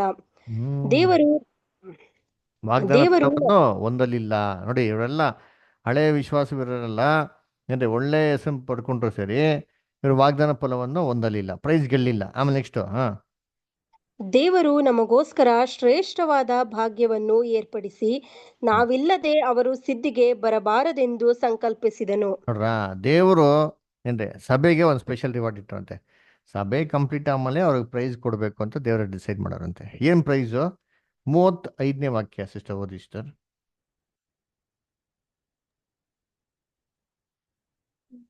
ಸ್ತ್ರೀಯರು ಸತ್ತು ಹೋಗಿದ್ದ ತಮ್ಮವರನ್ನು ಪುನರುತ್ಥಾನದಿಂದ ತಿರುಗಿ ಹೊಂದಿದರು. ಕೆಲವರು ತಾವು ಯಾತನೆಯ ಯಂತ್ರಕ್ಕೆ ಕಟ್ಟಲ್ಪಟ್ಟಾಗ ಶ್ರೇಷ್ಠ ಪುನರುತ್ಥಾನವನ್ನು ಹೊಂದುವುದಕ್ಕೋಸ್ಕರ ಬಿಡುಗಡೆ ಬೇಡವೆಂದು ಹೇಳಿ ಮುರಿಸಿಕೊಂಡು ಸತ್ತರು. ನೋಡ್ರ, ಏನ್ರಿ ಶ್ರೇಷ್ಠ ಪುನರುತ್ಥಾನ ಏನಿದು ಶ್ರೇಷ್ಠ ಪುನರುತ್ಥಾನ ಅಂದ್ರೆ ಲೋಕ ಜನಗಳೆಲ್ಲೋ ಯಾವ ವಯಸ್ಸಲ್ಲಿ ಸತ್ರು ಆ ವಯಸ್ಸಲ್ಲಿ ಇದ್ ಬರ್ತಾರೆ. ಬರ್ತಾ ಬರ್ತಾ ಬರ್ತಾ ವಯಸ್ಸು ರಿವರ್ಸ್ ಆರ್ಡರ್ ಹೋಗ್ತಾರೆ. ಆದ್ರೆ ಇವ್ರದಂಗಲ್ಲ. ಸಾಯ್ಬೇಕಾರೆ ಮುದಿ ವಯಸ್ಸಲ್ಲಿ ಸತ್ರು ಪುನರುತ್ಥಾನಾಗಿ ಬರ್ಬೇಕಾರೆ ಯೌವನಸ್ಥನಾಗಿ ಏನ್ ಮಾಡ್ತಾರೆ ಅವ್ರು ಇದ್ ಬರ್ತಾರೆ. ಇದು ಶ್ರೇಷ್ಠ ಇದು ಪಿತೃಗಳಿಗೆ ಸ್ಪೆಷಲ್ ಆಗಿ ಕೊಡೋಂತ ದೇವ್ರ ರಿವಾರ್ಡ್. ಯಾಕಂದ್ರೆ ಆಲ್ರೆಡಿ ಏನಾಗಿದ್ರು ದೇವರಿಗೆ ನಂಬಿಕಸ್ಥರಾಗಿದ್ರು ಅಂತ. ಓಕೆನಾ ಬ್ರದರ್? ಇವಾಗ ಸ್ವಲ್ಪ ಕ್ಲಾರಿಟಿ ಬಂತಾ? ಓಕೆನಾ? Okay sir, okay sir. ಸರಿ, ಬೇರೆ ಏನಾರ ಡೌಟ್ಸ್ ಇದೆಯಾ ಯಾರಿಗಾರ? ಆಕ್ಚುಲಿ ಬ್ರದರ್ ಇದ್ರ ಬಗ್ಗೆ ಒಂದು ಪಾಠ ಇದೆ, ನಾನು ಪಾಠ ತಗೊಂಡಿಲ್ಲ ನಿಮ್ಗೆ, ಆಯ್ತಾ? ಓಕೆ ನಾನು ತಗೊಂತೀನಿ, ಇನ್ನ ಕ್ಲಾರಿಟಿಯಾಗಿ ಫುಲ್ ಡೀಟೇಲ್ ಆಗಿ ತಗೋತೀನಿ. ಇದು ನಿಮ್ಗೆ ಸಂಕ್ಷಿಪ್ತವಾಗಿ ಹೇಳಿರೋಂಥದ್ದು. ಓಕೆನಾ? Okay okay okay sir. Okay. ಸರಿ, ಬೇರೆ ಏನಾರ ಡೌಟ್ಸ್ ಯಾರಿಗಾರ ಪ್ರಶ್ನೆ ಇದೆಯಾ? ಬ್ರದರ್, ನನಗೊಂದು ಪ್ರಶ್ನೆ ಇದೆ. ಹೇಳಿ Vino brother. Acts of apostles brother ಓದ್ಬೇಕಂದ್ರೆ ಮೊದಲನೇ ಕೆಲವೊಂದು ಚಾಪ್ಟರ್ಸ್ ಅಲ್ಲಿ ಫಸ್ಟ್ ನಂಬಿಕೆ ಬಂದ ಮೇಲೆ ಬ್ಯಾಪ್ಟಿಸಮ್ ತಗೊಳ್ತಾರೆ ಸ್ವಲ್ಪ ಜ್ಯೂಸ್, ಅವ್ರಿಗೆ ಅದಾದ್ಮೇಲೆ ಹೋಲಿ ಸ್ಪಿರಿಟ್ ಬರುತ್ತೆ. ಬಟ್ ಸ್ವಲ್ಪ ಜನಕ್ಕೆ ಬ್ಯಾಪ್ಟಿಸಮ್ ತಗೊಳಕ್ ಮುಂಚೆನೆ ನಂಬಿಕೆ ಬಂದ ಮೇಲೆ ಹೋಲಿ ಸ್ಪಿರಿಟ್ ಬರುತ್ತೆ. ಅದು ಡಿಸ್ಕ್ರಿಪ್ಷನ್ಸ್ ವಚನಗಳಲ್ಲಿ ಇದೆ. ಓಕೆ, ಏನ್ ರೀಸನ್? ಏನಕ್ಕೆ ರೀಸನ್ ಅಂದ್ರೆ, ವೆರಿ ಗುಡ್. ಏನಕ್ಕೆ ರೀಸನ್ ಅಂತಂದ್ರೆ ಇದು specially applicable only to the Jewish people, not ಎಲ್ಲರಿಗೂ. ಓಕೆನಾ? ಸೊ ಇಲ್ಲ, ನಾನು ಇನ್ನು ಆಕ್ಚುಲಿ ನಿಮ್ಗೆ ಎಲ್ಲರಿಗೂ ಬ್ಯಾಪ್ಟಿಸಮ್ ಸಬ್ಜೆಕ್ಟ್ ತೊಗೊಂಡಿಲ್ಲ. ಅದರ ಬ್ರದರ್ ಕೇಳೋ ಪ್ರಶ್ನೆಗೆ ಒಂದು ಸ್ಮಾಲ್ ರೀಸನ್ ಕೊಡ್ತೀನಿ ಅಷ್ಟೇ, ಅದರ ಜಾಸ್ತಿ ಡೀಟೇಲ್ ಆಗಿ ಹೇಳಕ್ ಹೋಗಲ್ಲ. 70 ವೀಕ್ಸ್ ಅಂತ ಸ್ಪೆಷಲ್ ಫೇವರೆಟ್ ಟೈಮ್ ಜೂಯಿಷ್ ಪೀಪಲ್ಗೆ ಕೊಟ್ಟಿದ್ರು. ಆ ಒಂದು 70 ವೀಕ್ಸ್ ಫೇವರ್ ಒಳಗಡೆ ಯಾರಾದ್ರೂ ಅಲ್ಲಿ ನಡೀತಿರೋಂಥ ಕೆಲಸಗಳಲ್ಲಿ ಪಾಲ್ಗೊಂಡಿದ್ರೆ, ಅದೇನೋ ಯೋವನ್ ಸ್ಥಾನಿಕ ಏನ್ ಕೆಲಸಗಳು ಮಾಡ್ತಾ ಇದ್ರೋ ಆ ಕೆಲಸಗಳಲ್ಲೇ ಪಾಲ್ಗೊಂಡಿದ್ದ ಅಂತಂದ್ರೆ ದೇವರ್ accepted as consecrated in god site until when? Until 70 weeks of favour ended. ಆದ್ರೆ 70 ವೀಕ್ಸ್ ಫೇವರ್ ಆಗಿ ಮೇಲೆ ಈ ಚೇಂಜ್ ಆಗ್ಬಿಡ್ತು. ಅದಕ್ಕೆ ಅಪೊಸ್ತಲಿಕ ಕೃತ್ಯಗಳು 19 ಫುಲ್ ಕಾನ್ಸೆಪ್ಟ್ ಚೇಂಜ್ ಆಗೋದು ನೋಡ್ತೀರಿ. ಆದ್ರೆ ಅದಕ್ಕಿಂತ ಮುಂಚೆ ಕಾನ್ಸೆಪ್ಟ್ ಬೇರೆ ಇತ್ತು. ಇದಕ್ಕೆ 2 ಕಾನ್ಸೆಪ್ಟ್ ಇರುತ್ತೆ ನೋಡಿ. ವಾಕ್ಯ ಓದನ, ದಾನಿಯೇಲ್ 9ನೇ ಅಧ್ಯಾಯ. ಎಲ್ಲಪ್ಪ ಒಂದು ನಿಮಿಷ ರೀ. 24, ಡ್ಯಾನಿಯಲ್ 9:24 ಬ್ರದರ್.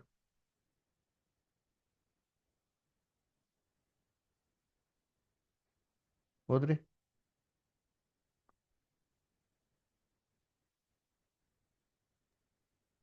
ಓದ್ಲಾ ಬ್ರದರ್? ಓದಿ ಇಷ್ಟ. ಅಧರ್ಮವನ್ನು ಕೊನೆಗಾಣಿಸುವುದು, ಪಾಪಗಳನ್ನು ತೀರಿಸುವುದು, ಅಪರಾಧವನ್ನು ನಿವಾರಿಸುವುದು, ಸನಾತನ ಧರ್ಮವನ್ನು ಸ್ಥಾಪಿಸುವುದು, ಕನಸನ್ನು ಪ್ರವಾದಿಯ ನುಡಿಯನ್ನು ಮುದ್ರೆ ಹಾಕಿ ಯಥಾರ್ಥ ಮಾಡುವುದು, ಅತಿ ಪರಿಶುದ್ಧವಾದದ್ದನ್ನು ಅಭಿಷೇಕಿಸುವುದು, ಇವೆಲ್ಲ ನೆರವೇರುವುದಕ್ಕೆ ಮೊದಲು ನಿನ್ನ ಜನಕ್ಕೂ ನಿನ್ನ ಪರಿಶುದ್ಧ ಪುರಕ್ಕೂ 70 ವಾರಗಳು ಕಳೆಯಬೇಕು ಎಂದು ನಿಷ್ಕರ್ಷೆಯಾಗಿದೆ. ನೋಡ್ರ, ಫಿಕ್ಸ್ ಆಗ್ಬಿಟ್ಟಿದೆ. ಇದೆಲ್ಲ ಪ್ರಾಫಸ್ ಇದೆ, ನಾವು ಓದೋಣ ಮುಂದೆ ದಿನ. ಆದ್ರೆ ಬೈಬಲ್ ಪ್ರಕಾರ ದೇವರು 70 ವೀಕ್ಸ್ ಫಿಕ್ಸ್ ಮಾಡ್ಬಿಟ್ಟಿದೆ. 70 ವೀಕ್ಸ್ ಆಗೋ ತನಕ ಯಹೂದ್ಯರು ಏನೇ ಮಾಡ್ಲಿ, ತಪ್ಪೇ ಮಾಡ್ಲಿ, ಏನೇ ಮಾಡ್ಲಿ ಶಿಕ್ಷಿಸ್ತಾ ಇದ್ರು ಹೊರತು ಅವರಿಂದ ಡಿವೈನ್ ಫೇವರ್ ಎತ್ತಾ ಇರಲ್ಲ. ಈ 70 ವೀಕ್ಸ್ ಫೇವರ್ ಯಾವಾಗ ಮುಗೀತೋ ದೇವ್ರ ಗೊತ್ತಾ ಮಾಡ್ತಾರೆ, ಅನ್ಯ ಜನ ಕಡೆ ತಿರುಗ್ತಾರೆ. ಅದಕ್ಕೆ ಅನ್ಯ ಜನಾಂಗದವ್ರ ಕಡೆಗೆ ಹೋಗೋದಿಕ್ಕೆ ಕ್ರಿಸ್ತನು ಶಿಷ್ಯನಿಗೆ ಫಸ್ಟ್ ಪರ್ಮಿಷನ್ ಕೊಡ್ಲಿಲ್ಲ. ಏನ್ ಹೇಳ್ತಾರೆ, ಫಸ್ಟ್ ಟೈಮ್ ಕಳಿಸ್ಬೇಕಾದ್ರೆ ಶಿಷ್ಯನಿಗೆ 70 ಮಂದಿನ ಅನ್ಯ ಜನ ಕಡೆಗೆ ಹೋಗ್ಬಿಡಿ, ಹಂದಿಗಳ ಮದುವೆ ಮಾಡ್ಬಿಡಿ, ಮುತ್ತಾಕ್ಬಿಡಿ ಅಂತ ಹೇಳ್ತಾರೆ. ಆದ್ರೆ ಏನು, ಅವ್ರು ಸತ್ಯ ಪುನರ್ತನ ಬೇಕಂತ ಲೋಕದ ಕಟ್ಟೆ ಕಡೆ ಹೋಗಿ ಸುವಾರ್ತಿಸ್ತಾರೆ ಅಂತ ಹೇಳ್ತಾರೆ. ಯಾಕಪ್ಪ ಅಂತಂದ್ರೆ ಇಲ್ಲಿಂದ ನೆಕ್ಸ್ಟ್ ಏನಾಗ್ತಾರೆ ಮುಂದಕ್ಕೆ ಬರೋ ಅತಿ ಶೀಘ್ರದಲ್ಲಿ ಆ 70 ವೀಕ್ಸ್ ಆಫ್ ಫೇವರ್ ಮುಗೀತದೆ. ಅದಕ್ಕೆ ನೋಡಿರ್ತೀನಿ, ಏನೋ ಪೆಂಟಿಕಾಸ್ಟ್ ದಿನ ಪವಿತ್ರಾತ್ಮ ಬಂತು. ಕೊರ್ನೆಲಿಯಸ್ ಸತ್ಯಕ್ಕೆ ಯಾವಾಗ ಬಂದರು? ಅದಾಗಿದ್ದ 3.5 ವರ್ಷದ ನಂತರ. ಯಾಕೆ 3.5 ವರ್ಷ ವೆಯ್ಟ್ ಮಾಡಬೇಕು ಅಂದ್ರೆ ಇದು ಪ್ರವಾದನೆ ಇದೆ. ಅದಕ್ಕೆ 3 ವರ್ಷ ಆಗಿದ್ಮೇಲೆ ಅನ್ಯ ಜನಗಳಿಗೆ ಸ್ವಾರ್ಥ ಏನಾಯ್ತು, ಹೋಗೋದಕ್ಕೆ ಶುರು ಆಯ್ತು. ಅದಕ್ಕೆ ನೋಡ್ಬೇಕಾದ್ರೆ ಈ ಡಿಸ್ಕ್ರಿಪ್ಷನ್ ನಮ್ಗೆ ಅಲ್ಲಿ ಕ್ಲೀನಾಗಿ ಕಾಣಿಸ್ತದೆ ಅಷ್ಟೇ. ಅಲ್ಲಿವರೆಗೂ ಏನಾಗ್ತಾ ಇರಲ್ಲ, ಆ ಡಿಸ್ಕ್ರಿಪ್ಷನ್ ಕಾಣಿಸಲ್ಲ. ಆದ್ರೆ ಯಾವಾಗ 70 ವೀಕ್ಸ್ ಮುಗ್ದೋಯ್ತೋ, ಕಾಮನ್ ಯಹೂದ್ಯರು ಒಬ್ರೆ, ಅನ್ಯ ಜನ ಒಬ್ರೆ, ಅವರಲ್ಲಿ ಭೇದ ಭಾವನೆ ಇರ್ತಾ ಇರಲಿಲ್ಲ. ಅಲ್ಲಿವರೆಗೂ ಭೇದ ಭಾವ ಇರ್ತಾ ಇತ್ತು. ಓಕೆನಾ? Okay brother, thank you. ಸರಿ, ಓಕೆ. ಬೇರೆ ಯಾರಿಗಾರ ಪ್ರಶ್ನೆ? ಸರಿ, ಅಮೃತ ಸಿಸ್ಟರ್ ಏನೋ ಡೌಟ್ಸ್ ಇದೆಯಾ? ಇಲ್ಲ ಬ್ರದರ್. ಓಕೆ, ಭವ್ಯ ಸಿಸ್ಟರ್, ಇದುವರೆಗೂ ಆಗಿರೋ ಪಾಠದಲ್ಲಿ ಭವ್ಯ ಸಿಸ್ಟರ್ ಏನೋ ಪ್ರಶ್ನೆ ಇದ್ರೆ ಕೇಳ್ರಿ, ಸಂಕೋಚ ಬರ್ಬೇಡಿ.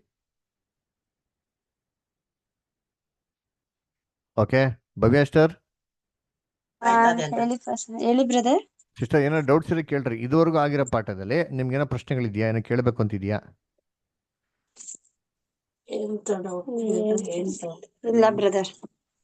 ಸರಿ, ಆಯ್ತು, ಆಗ್ಲಿ. ಹ್ಮ್ ಸರಿ, ಜಿಮ್ ಮಾಸ್ಟರ್ ನಿಮ್ಗೇನೋ ಪ್ರಶ್ನೆ ಇದೆಯಾ? ಇಲ್ಲ ಬ್ರದರ್. ಸರಿ, ಮುತ್ತುರಾಜ್ ಬ್ರದರ್ ನಿಮ್ಗೇನೋ ಪ್ರಶ್ನೆ ಇದೆಯಾ? ಸರಿ, ನವೀನ್ ಬ್ರದರ್, ಸಿ ಮಾಸ್ಟರ್ ನಿಮ್ಗೇನೋ ಪ್ರಶ್ನೆ ಇದೆಯಾ? ಸರ್. ಹಾ ಬ್ರದರ್, ಏನೋ ಪ್ರಶ್ನೆ ಇದೆಯಾ? ಪ್ರಶ್ನೆ ಅಂದ್ರೆ ಇದು ಸರ್, ಒಂದು ರೆಫರೆನ್ಸ್ ಇತ್ತು ಸರ್. ಅದು ಏನಪ್ಪಾ ಅಂದ್ರೆ, ಸತ್ತವರೆಲ್ಲ ಅದೇ ಪಾತಾಳಕ್ಕೆ ಹೋಗ್ತಾರಂತ ಹ್ಮ್ ಒಂದು ರೆಫರೆನ್ಸ್. ಹ್ಮ್ ಎಲ್ಲೈತೆ? ಕೀರ್ತನ ಕೀರ್ತನೆಗಳು 89 ಹ್ಮ್ 48. ಒಂದ್ಸರಿ ಯಾರ ಓಕೆ, 88:48. 89 ಓಕೆ 48. ಸರಿ, ಯಾರ ಓದ್ತೀರಾ? 89ನೇ ಕೀರ್ತನೆ 48ನೇ ವಾಕ್ಯ. Yes sir. ನನ್ನನ್ನು ಪಾತಾಳಕ್ಕೆ ತಪ್ಪಿಸಿಕೊಂಡು ಮರಣ ಹೊಂದದೆ ಚಿರಂಜೀವಿಯಾಗಿರುವ ಮನುಷ್ಯನು ಯಾವನಿದ್ದಾನೆ? ಯಾರ ಇದ್ದಾರಾ? ತಾವೇ ನೋಡಿದಿರಾ ಚಿರಂಜೀವಿ ಆಗಿದ್ದಾನೆ? ಯಾರೋ ಒಬ್ರು ಇದ್ದಾರಾ? ಇದು ಪ್ರಶ್ನೆ. ಹೇಳ್ರಿ, ಕೀರ್ತನೆ ಪ್ರಶ್ನೆ ಆಗ್ತಾರ ದಾವೀದು. ಯಾರು ಒಬ್ರು ಇದ್ದಾರಾ ಇಲ್ವೋ?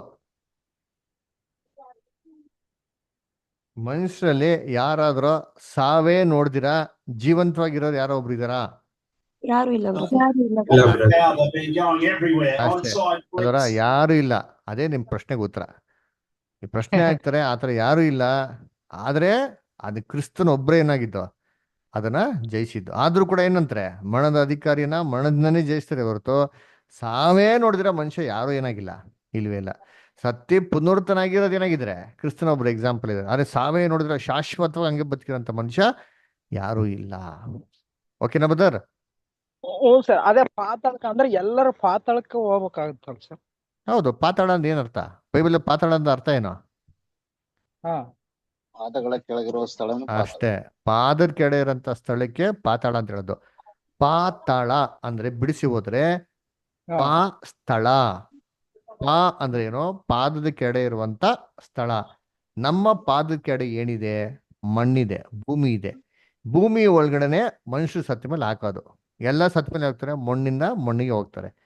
ದೇವ್ರು ಏನ್ ಹೇಳ್ತಾರೆ? ಮಣ್ಣಿನ ಮಾಡೋ ಪಟ್ಟಿಯ ತಿರುಗಿಲಿ ಹೋಗ್ತಾರೆ, ನೀನು ಮಣ್ಣಿಗೆ ಹೋಗ್ತೀಯ ಅಂದ್ಬಿಟ್ಟು. ಸೊ ಹಂಗಾರೆ ಸತ್ತವರೆಲ್ಲ ಹೋಗೋದೆ ಪಾದದ ಕೆಡೆ ಅಂತ ಸ್ಥಳಕ್ಕೆ ಪಾತಾಳ, ಪಾಸ್ಥಳ ಅಂತ ಅದ್ಗೆ ಹೇಳೋದು. ಓಕೆನಾ?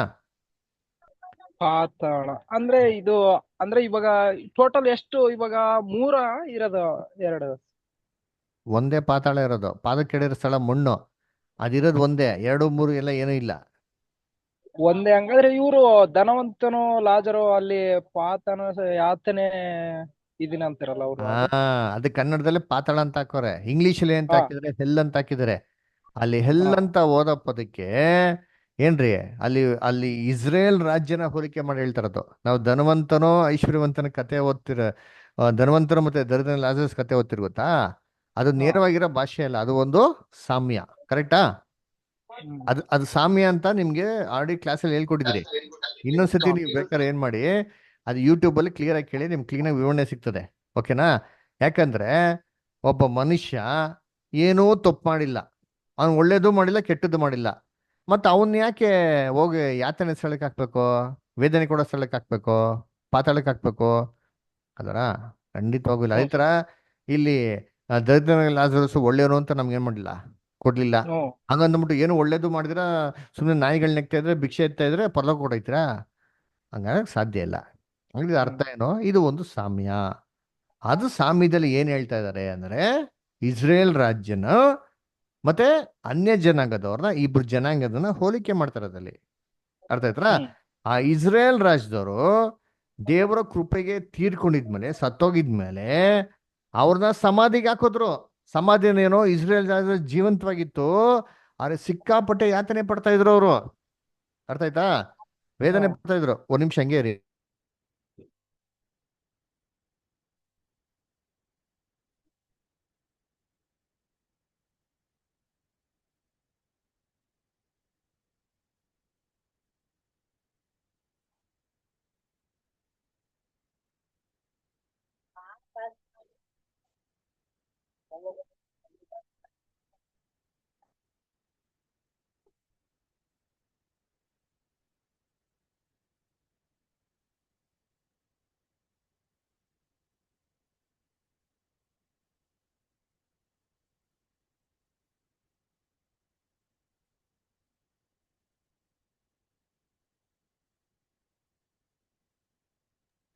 ಓಕೆ, ಅರ್ಥ ಆಯ್ತರ? ಅದರಿಂದ ಅದು ಹೋಲಿಕೆ ಮಾಡ್ತಾ ಇದ್ದು ಇಸ್ರೇಲ್ ರಾಜ್ಯ ಸತ್ತಂತೆ ಆಯ್ತು, ಒಂದು ಯಾತನೆ ಸ್ಥಳಕ್ಕೆ ಹೋಯ್ತು ಅಂದ್ರೆ ಏನಂತೆ ವೇದನೆ ಪಡ್ತಾ ಇದ್ರು ಅಂತ ಅಂದ್ಬಿಟ್ಟು, ದೇವ್ರ ಲೆಕ್ಕದಲ್ಲಿ ಇರ್ಲಿಲ್ಲ, ತುಂಬಾ ಕಷ್ಟ ಪಡ್ತಾ ಇದ್ರು ಅಂದ್ಬಿಟ್ಟು ಹೋಲಿಕೆ ಮಾಡಕ್ ಹಂಗೆ ಹೇಳಿರೋದಲ್ಲಿ.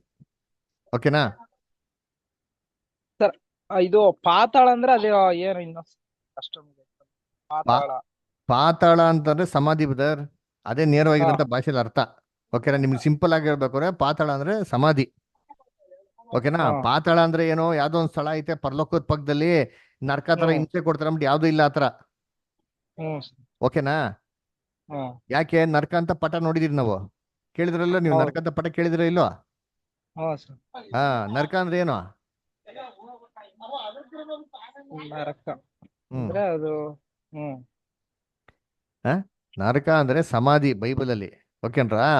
ನರಕ ಬಂದ್ಬಿಟ್ಟು ವೇದನೆ ಸ್ಥಳ ಅಂತ ಅಲ್ಲ. ನರಕ ಅಂದ್ರೆ ಏನು? ಸಮಾಧಿ, ಡೆತ್ ಕಂಡೀಷನ್. ಆತ್ಮನೇ ಸಾಯ್ತಾರೆ ಅಂದ್ಮೇಲೆ ನರಕಕ್ಕೆ ಏನು ಹೋಯ್ತದೆ ಹೇಳ್ರಿ? ಆತ್ಮ ಸಾಯ್ತಾರೆ ಅಂತಂದ್ಮೇಲೆ ಯಾತನೆ ಸ್ಥಳಕ್ಕೆ ಏನು ಹೋಯ್ತದೆ? ಅದಕ್ಕೆ ಯಾತನೆ ಸ್ಥಳ ಅಂತ ಎಲ್ಲೂ ಇಲ್ಲ. ಅದನ್ನ ಬೈಬಲ್ ಅಲ್ಲಿ ಬೇರೆ ಬೇರೆ ತರ ಟ್ರಾನ್ಸ್ಲೇಷನ್ಸ್ ಮಾಡಿರೋದ್ರಿಂದ ನಮ್ಗೆ ತಪ್ಪಾದ ಅಭಿಪ್ರಾಯಗಳು ಬರ್ತಾರೆ ಅಷ್ಟೇ ಹೊರತು, ಬೈಬಲ್ ಅಲ್ಲಿ ಓದಿದ್ರೆ ನರಕ ಅಂತ ಅನ್ಬಿಟ್ಟು ಒಂದು ಸಮಾಧಿಗೆ ಹೇಳೋದು. ಓಕೆನಾ? ಸರಿ ಸರ್. ನೀವು ಏನ್ ಗೊತ್ತಾ ಮಾಡಿ, ಇನ್ನೊಂದ್ ಸತಿ ಯೂಟ್ಯೂಬ್ ಲಿಂಕ್ ಕಳ್ಸ್ಕೊಡ್ತೀನಿ, ದಯವಿಟ್ಟು ಕೇಳಿ. ನಾ ಗ್ರೂಪ್ ಅಲ್ಲಿ ಹಾಕಿ ನೋಡ್ರಿ, ಹೋದ್ವರ ಇದು ಪಾಠಗಳು. ದಯವಿಟ್ಟು ಅದನ್ನ ನಿಧಾನವಾಗಿ ಕೇಳ್ಬೇಕು. ಕೇಳ್ಬೇಕಾದ್ರೆ ಎಲ್ಲರಿಗೂ ಹೇಳ್ತಾರದು, ಒಬ್ರಿಗೆ ಅಂತಲ್ಲ, ಬೈಬಲ್ನ ಪಕ್ಕದ ಇಟ್ಕೊಂಡು ಹೇಳಂತ ವಾಕ್ಯಗಳನ್ನ ತಿರ್ಗಾ ನೀವು ನಿಧಾನ ಓದ್ಬೇಕು. ಯಾಕೆ ಗೊತ್ತಾ? ಅದು ತೊಗೊಂಡಿರೋದು ಹೆಚ್ಚು ಕಮ್ಮಿ ನಿಮ್ಗೆ 12 ಅವರ್ ಕ್ಲಾಸ್ ತೊಗೊಂಡಿದ್ದೀನಿ. ಅದನ್ನ ಇವಾಗ ನಿಮ್ಗೆ 2 ನಿಮಿಷ 3 ನಿಮಿಷ ಹೇಳಕ್ ಸಾಧ್ಯ ಇಲ್ಲ. ಆಯ್ತಾ? ಸೊ ಸಂಕ್ಷಿಪ್ತವಾಗಿ ಹೇಳಿದ್ದೀನಿ. ನರಕ ಅಂದ್ರೆ ಬೈಬಲ್ ಸಮಾಧಿ ಅಂತ ಹೇಳೋದು. ಓಕೆನಾ? ಪಾತಾಳ ಅಂದ್ರು ಪಾತಾಳ, ನರಕ, ಸಮಾಧಿ, ಗುಂಡಿ, ಅದರ ಇವೆಲ್ಲ ಬಂದ್ಬಿಟ್ಟು ಬೈಬಲ್ನಲ್ಲಿ ಒಂದೇ ಇಬ್ರಿಯ ಭಾಷೆ, ಇಬ್ರಿಯ ಪದದಿಂದ ಬಂದಿರೋದು, ಒಂದೇ ಗ್ರೀಕ್ ಪದದಿಂದ ಬಂದಿರೋದು. ಯಾವ್ದಪ್ಪ ಅಂದ್ರೆ ಶಿಯೋಲ್ ಮತ್ತೆ ಏಡಿಸ್, ಎಲ್ಲ ಒಂದೇ ಅರ್ಥ ಕೊಡೋದು, ಒಂದೇ ಪದದಿಂದ ಬಂದಿರೋದನ್ನ ಯಾಕೆ ಬೇರೆ ಬೇರೆ ರೀತಿಲಿ ಅಲ್ಲಿ ಟ್ರಾನ್ಸ್ಲೇಷನ್ಸ್ ಮಾಡಬೇಕು? ಯಾಕೆ ಅಂದ್ರೆ ಇವರು ಮೈಂಡಲ್ಲಿ ಫಿಕ್ಸ್ ಆಗ್ಬಿಟ್ಟಿದೆ, ಕೆಟ್ಟವರೆಲ್ಲ ಎಲ್ಗೋಗ್ಬೇಕು? ಯಾತನೆ ಸ್ಥಳಕ್ಕೆ ಹೋಗ್ಬೇಕು. ಆ ಥರ ಯಾವುದೂ ಇಲ್ಲ. ಒಳ್ಳೆಯವರೆಲ್ಲ ಎಲ್ಗೋಗ್ಬೇಕು? ಸಮಾಧಿಗೆ ಹೋಗ್ಬೇಕು ಅಂತ. ಓಕೆನಾ? ಸೊ ದಯವಿಟ್ಟು ಇನ್ನೊಂದ್ಸತಿ ಆ ರೆಕಾರ್ಡಿಂಗ್ ಕೇಳಿ ಬದಾರ. ಸರಿ ಸರ್, ಓಕೆ. ಸರಿ, ಓಕೆ. ಬೇರೆ ಯಾರಿಗಾರ ಡೌಟ್ಸ್ ಇದೆಯಾ? ಸರ್ ನಾನು ಜಯಪ್ರಕಾಶ್ ಸರ್. ಇನ್ನೊಂದು ವಿಷಯ, ನಾನು ಕೆಲವೊಂದು ಪಾರ್ಷದಗಳ ಹತ್ರ ಮಾತಾಡ್ತಾ ಇದ್ದೆ ಈ ಅನ್ಯ ಭಾಷೆ ವಿಷಯದಲ್ಲಿ. ಅವ್ರು ಹೇಳ್ತಾರೆ, ನಾವು ಅನ್ಯ ಭಾಷೆ, ನಾವು ದೇವ್ರ ಸಂಗಡ ಮಾತಾಡ್ತೇವೆ. ಇದು 1 ಕೊರಿಂಥ 14ನೇ ಅಧ್ಯಾಯದಲ್ಲಿ 2ನೇ ವಚನದಲ್ಲಿ, ವಾಣಿಯನ್ನಾಡುವವನು ದೇವ್ರ ಸಂಗಡ ಮಾತಾಡ್ತಾನೆ ಹೊರತು ಮನುಷ್ಯರ ಸಂಗಡ ಅಲ್ಲ, ಹಾಗಾಗಿ ನಾವು ದೇವ್ರ ಹತ್ರ ಮಾತಾಡ್ತೇವೆ ಅಂತ ಹೇಳ್ತಾರೆ. ಈಗ ನನಗಿರುವಂತ ಪ್ರಶ್ನೆ ಏನಂದ್ರೆ, ದೇವ್ರ ಸಂಗಡ ಮಾತಾಡ್ತೀಯ, ಬಟ್ ನೀನು ಸಭೆಯಲ್ಲಿ ಆ ರೀತಿಯಾಗಿ ಜೋರಾಗಿ ಮಾತಾಡೋಂತದ್ರ ಅರ್ಥ ಏನಿದೆ? ಯಾಕಂದ್ರೆ ಜನರಿಗೆ ಅರ್ಥ ಆಗ್ಬೇಕಲ್ಲ, ಅರ್ಥ ಆಗದೆ ಮಾತಾಡಬಾರ್ದು ಅಂತ ದೇವ್ರ ವಾಕ್ಯ ಹೇಳುತ್ತೆ. ಆದ್ರೆ ಅವ್ರು ಆ ರೀತಿಯಾಗಿ ಸಭೆಯಲ್ಲಿ ಜೋರಾಗಿ ಆತರ ಮಾತಾಡ್ತಾ ಇರುವಾಗ ಅದು ಹೇಗೆ ಸರ್ ಅಂತ ಹೇಳಿ? ಅದ್ ನೀವು ಅವ್ರಿಗೆ ಕೇಳ್ಬೇಕು. ನಾನು ಹೇಗೆ ಅಂತ ನನ್ನ ಅಭಿಪ್ರಾಯ ನಿಮ್ ಪಾಠದಲ್ಲಿ ಹೇಳ್ಬಿಡ್ತೀನಿ. ನಾನು ಅವ್ರಿಗೆ ಹೇಳ್ದೆ ಸರ್, ನಾನು ಅವ್ರಿಗೆ ಹೇಳ್ದೆ ಇದು ಸರಿಯಲ್ಲ ಇದು. ಯಾಕಂದ್ರೆ ವೈಯಕ್ತಿಕವಾಗಿ ನೀವು ಒಬ್ಬರೇ ಪ್ರಾರ್ಥನೆ ಕೂತ್ಕೊಂಡಾಗ ಬೇಕಿದ್ರೆ ಅನ್ಯ ಭಾಷೆ ಮಾತಾಡಬಹುದು. ವೈಯಕ್ತಿಕವಾಗಿ ನೀವು ಪರ್ಸನಲ್ ಪ್ರೇಯರ್ ಮಾಡ್ಬೇಕಿದ್ರೆ ಬೇಕಿದ್ರೆ ನೀವು ಅನ್ಯ ಭಾಷೆ ಮಾತಾಡ್ಕೊಳ್ಳಿ. ಏನ್ ಭಾಷೆ? ಅನ್ಯ ಭಾಷೆ ಅಂದ್ರೆ ಅನ್ಯ ಭಾಷೆ ವಾಣಿ. ಏನ್ ವಾಣಿ ಅಂದ್ರೆ? ಇಲ್ಲಿ 14ನೇ ಅಧ್ಯಾಯದಲ್ಲಿ ಅವ್ರು ತೋರಿಸಿರೋದು ನನಗೆ. 14 ಇರ್ಲಿ, ಅದೆಲ್ಲ ಸೆಕೆಂಡ್ರಿ. ನೀವು ತಿಳ್ಕೊಳ್ಳೋದು ಹೇಳ್ರಿ. ಅನ್ಯ ಭಾಷೆ ಅಂದ್ರೆ ಏನ್ ನಿಮ್ ಪ್ರಕಾರ? ಅನ್ಯ ಭಾಷೆ ಅಂತಂದ್ರೆ ಅದು ನಮಗೆ ಗೊತ್ತಿಲ್ಲದೆ ಇರುವಂತದ್ದು, ಇತರ ಜನರಿಗೆ ಗೊತ್ತಾಗುವಂತ ಭಾಷೆ, ದೇವರ ಸಂದೇಶವನ್ನು ತಿಳಿಸುವಂತದ್ದು. ಒಟ್ಟಲ್ಲಿ ಅರ್ಥ ಆಗೋ ಭಾಷೆನ, ಅರ್ಥ ಆಗದಿರೋ ಭಾಷೆನ? ಅರ್ಥ ಆಗದೆ ಇರೋಂತ ಭಾಷೆ. ನಮಗ ಅರ್ಥ ಆಗಲ್ಲ, ಅದು ಇನ್ನೊಬ್ಬರಿಗೆ ಅರ್ಥವಾಗುವಂತ ಭಾಷೆ. ನಮಗೆ ಅರ್ಥ ಆಗ್ದಿರ ನಾವು ಸುಮ್ಮನೆ ಬಾಯಿ ಬರೀ ಮಾತಾಡ್ಬಿಡ್ತೀರಿ, ಬೇರೆಯವ್ರಿಗೆಲ್ಲ ಅರ್ಥ ಆಗ್ತದೆ. ಆ ತರವಾದಂತ ಕಲ್ಪನೆಗಳು. ಆತರ ಭಾಷೆನಾ? ಅಲ್ಲ ಅಪೋಸ್ಲ ಆದ್ರೆ ಕೃತ್ಯ ಇರಿ ಒಂದ್ ನಿಮಿಷ. ಅಪೋಸ್ಲ ಕೃತ್ಯಗಳಲ್ಲಿ 2ನೇ ಅಧ್ಯಾಯದಲ್ಲಿ ಮೊದಲನೇ ಬಾರಿಗೆ ಪವಿತ್ರಾತ್ಮ ಬಂತು, ಹೌದು. ಕರೆಕ್ಟಾ? ಅವರೆಲ್ಲ ಭಾಷೆ ಮಾತಾಡಿದ್ರು. ಯಾವ ಭಾಷೆಯಲ್ಲಿ ಮಾತಾಡಿದ್ರು? ಅವ್ರಿಗೆ ಆಗ್ತಾ ಇದ್ರೆ ಬಾಯಿಗೆ ಬಂದಿದ್ರೆ ಹೊಡ್ಕೊಂಬಿಟ್ರಾ? ಎಲ್ಲರಿಗೂ ಗೊತ್ತಾಗುವಂತ ಭಾಷೆನೇ ಹಾ, ಮಾತಾಡಿದ್ರು. ಗೊತ್ತಾಗೋ ಭಾಷೆ ಮಾತಾಡಿದ್ಮೇಲೆ ಅರ್ಥಭರಿತವಾಗಿರೋ ಭಾಷೆನ, ಅರ್ಥ ಆಗದಿರೋ ಭಾಷೆನ ಹೇಳಿ ಅದು. ಅರ್ಥವಾಗುವಂತ ಭಾಷೆ. ಹಾ, ಮತ್ತೆ ಫಸ್ಟ್ ಪಾಯಿಂಟ್ ಅದು ತಿಳ್ಕೊಬೇಕು ನೀವು. ಏನು ಅಂತಂದ್ರೆ ಅನ್ಯ ಭಾಷೆ ಅಂದ್ರೆ, ಅನ್ಯ ಅಂತ ಪದ ಒರಿಜಿನಲ್ ಬೈಬಲ್ ಇಲ್ವೇ ಇಲ್ಲ. ನೀವು ಬೈಬಲ್ ತೆಗೆದು ನೋಡ್ರಿ, ಅನ್ಯ ಭಾಷೆ ಅಂತ ಕೊಟ್ಟಿದ್ಯಾ ಅನ್ಯ ಭಾಷೆ ಅಂತ? ಇಲ್ಲ ಇಲ್ಲ ಇಲ್ಲ ಇಲ್ಲ. ಹಾ, ಏನ್ ಕೊಟ್ಟಿದ್ರೆ? ವಾಣಿ ಅಂತ ಕೊಟ್ಟಿದ್ದೆ ಹಾ. ಅಲ್ವಾ? ಆಮೇಲೆ ಅಪೋಸ್ಲ ಕೃತ್ಯಗಳು ಏನ್ ಕೊಟ್ಟಿದ್ರೆ? ಬೇರೆ ಭಾಷೆಯಲ್ಲಿ ಮಾತಾಡೋದು ಅಂತ ಕೊಟ್ಟಿದೆ ಹೊರತು ಅನ್ಯ ಹೌದು. ಭಾಷೆಯಲ್ಲಿ ಮಾತಾಡೋದು ಅಂತ ಕೊಡ್ಲಿಲ್ಲ ಅಲ್ಲಿ. ಇಲ್ಲ. ಹಂಗಾರೆ ಏನರ್ಥ ಅಂದ್ರೆ, ಇದು ಟ್ರಾನ್ಸ್ಲೇಷನ್ ಮಾಡೋರು ಒರಿಜಿನಲ್ ಬೈಬಲ್ ಅಲ್ಲಿ ಏನ್ ಗ್ರೀಕ್ ಅಲ್ಲಿ ಇರೋಂಥ ಪದ ಇರೋನ್ ತೆಗೆದ್ಬಿಟ್ಟವ್ರೆ ಮಿಸ್ಲೀಡ್ ಮಾಡೋದಿಕ್ಕೆ. ಅರ್ಥ ಆಯ್ತಾ? ಅದಕ್ಕೆ ಮೊದಲು ನಾವು ತಿಳ್ಕೊಬೇಕು, ಒಂದು ಭಾಷೆ ಅಂದ್ರೆ ಏನಪ್ಪಾ ಅಂದ್ರೆ ಅರ್ಥ ಆಗಿರೋಂಥ ಭಾಷೆ. ಅರ್ಥ ಆಗದಿರೋ ಭಾಷೆ ಅಲ್ವೇ ಅಲ್ಲ ಅಲ್ಲಿ, ಅಲ್ವರ? ಅಲ್ಲಿ ಅಪೊಸ್ತಲ ಪೌಲ್ ಏನು ಕೇಳ್ತಾರೆ ಕೊರಿಂಥ ಸಭೆಗೆ ಅಂದ್ರೆ, ಕೊರಿಂಥ ಸಭೆಯಲ್ಲಿ ಮಲ್ಟಿಪಲ್ ಲ್ಯಾಂಗ್ವೇಜ್ ಮಾತಾಡೋಂತ ಒಂದು ಜನಗಳೇನಾಗಿದ್ರು ಇದ್ರು. ಅವಾಗ ಸಭೆಯಲ್ಲಿ ಏನ್ರಿ, ಒಬ್ರು ಆಫ್ರಿಕಾ ಭಾಷೆಯಲ್ಲಿ ಮಾತಾಡ್ತಾನೆ ತಿಳ್ಕೊಳ್ಳಿ. ಜನಗಳು ಕೂತಿರೋರಿಗೆಲ್ಲ ಹಿಂದಿ ಬರ್ತಾರೆ, ಆಫ್ರಿಕಾನೇ ಬರಲ್ಲ.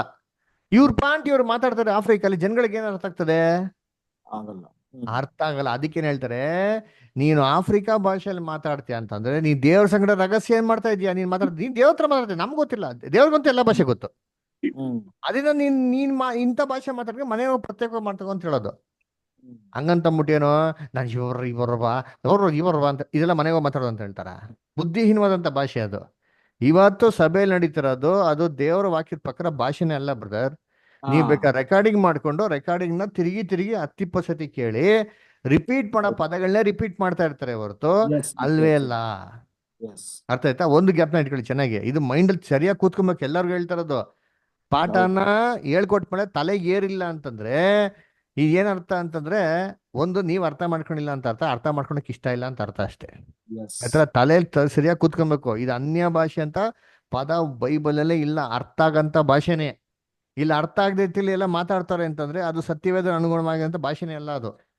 ಅರ್ಥ ಆಯ್ತಾ? ಮೊದಲನೇ ಪಾಯಿಂಟ್. ಅದರಿಂದ ರಿಪೀಟ್ ಹೇಳಿದ್ನೇ ಹೇಳ್ತಾರೆ. ಅದು ಯೇಸು ಕ್ರಿಸ್ತ ಅಂದ್ರೆ ಹೇಳಿರೋ ತರ ವೀಣವಾದಂತ ವಾರ್ತೆಗಳನ್ನ ಉಚ್ಚರಿಸ್ಬೇಡ್ರಿ ತಿರ್ಗಾ ಅಂತ ಬೈಬಲ್ ಕೊಟ್ಟಿದ್ವಾ? ಹೇಳ್ಬೇಡ, ನಾನು ಮಾಡ್ತೀನಿ ಅಂತ ಏನ್ ಹೇಳಲ್ಲ, ಮಾಡ್ಕೊಳಪ್ಪ. ಹಂಗಾರೆ ನೀನ್ ದೇವ್ರ ಮಗನೇ ಅಲ್ಲ.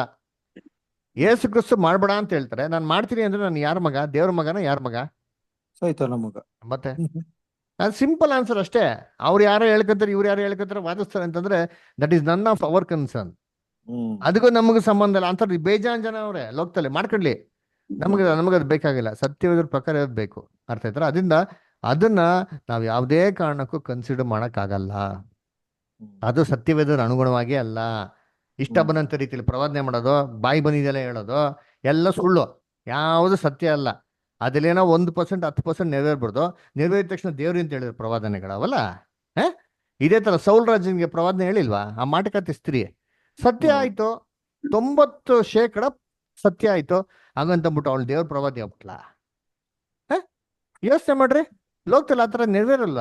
ಶಾಸ್ತ್ರಗಳು ಹೇಳ್ಬೇಕಾದ್ರೆ ನೆರವೇರ್ತಾರೆ, ಹಂಗಂದ್ಬಿಟ್ಟು ದೇವ್ರ ಪ್ರವಾದಿ ಆಗೋತ್ರ? ಯೋಚನೆ ಮಾಡ್ರಿ. ಇದೇ ತರ ಲೋಕಲ್ ಸಭೆಗಳು ಯಾವ್ದೋ ಒಂದು ಇಟ್ಕೊಂಡ್ಬಿಟ್ಟು ಸೇತಾನ ಉಪಯೋಗಿಸ್ಕೊಂಡು ಎಲ್ಲ ಮಾತಾಡ್ತಾರೆ, ದೇವ್ರ ಪ್ರವಾದಿಗಳು ಇವೆಲ್ಲ. ಅದೆಲ್ಲ ಅರ್ಥ ಮಾಡ್ಕೊಬೇಕು. ಪ್ರವಾದನೆ ಅಂತಂದ್ರೆ ಏನಂದ್ರೆ ಕ್ರಿಸ್ತನ್ ಬಗ್ಗೆ ಹೇಳ್ಬೇಕು. ಪ್ರವಾದನೆ ರೀ ಹೇಳ್ರಿ, ಕ್ರಿಸ್ತನ್ ಬಗ್ಗೆ 1000 ವರ್ಷದಲ್ಲಿ ಏನ್ ಮಾಡ್ತಾರೆ ಪ್ರವಾದನೆ ಹೇಳ್ರಿ, ಸಭೆ ಕೇಳಿ. ಯಾರಿಗೂ ಗೊತ್ತಿಲ್ಲ. ಕ್ರಿಸ್ತನ 2ನೇ ಬರಿಕೆ ಬರ್ತಾರೆ, ಭೂಲೋಕದಲ್ಲಿ 1000 ವರ್ಷ ಆಳ್ವಿಕೆ ಮಾಡಿದ್ರೆ ಈ ಪ್ರಾಂಟೇ ಗೊತ್ತಿಲ್ಲ. ಅದು ಬಿಟ್ಬಿಟ್ಟು ಇಲ್ಲಿದೆಲ್ಲ ಮಾತಾಡೋದು. ಇವೆಲ್ಲ ಬೇಕಾ?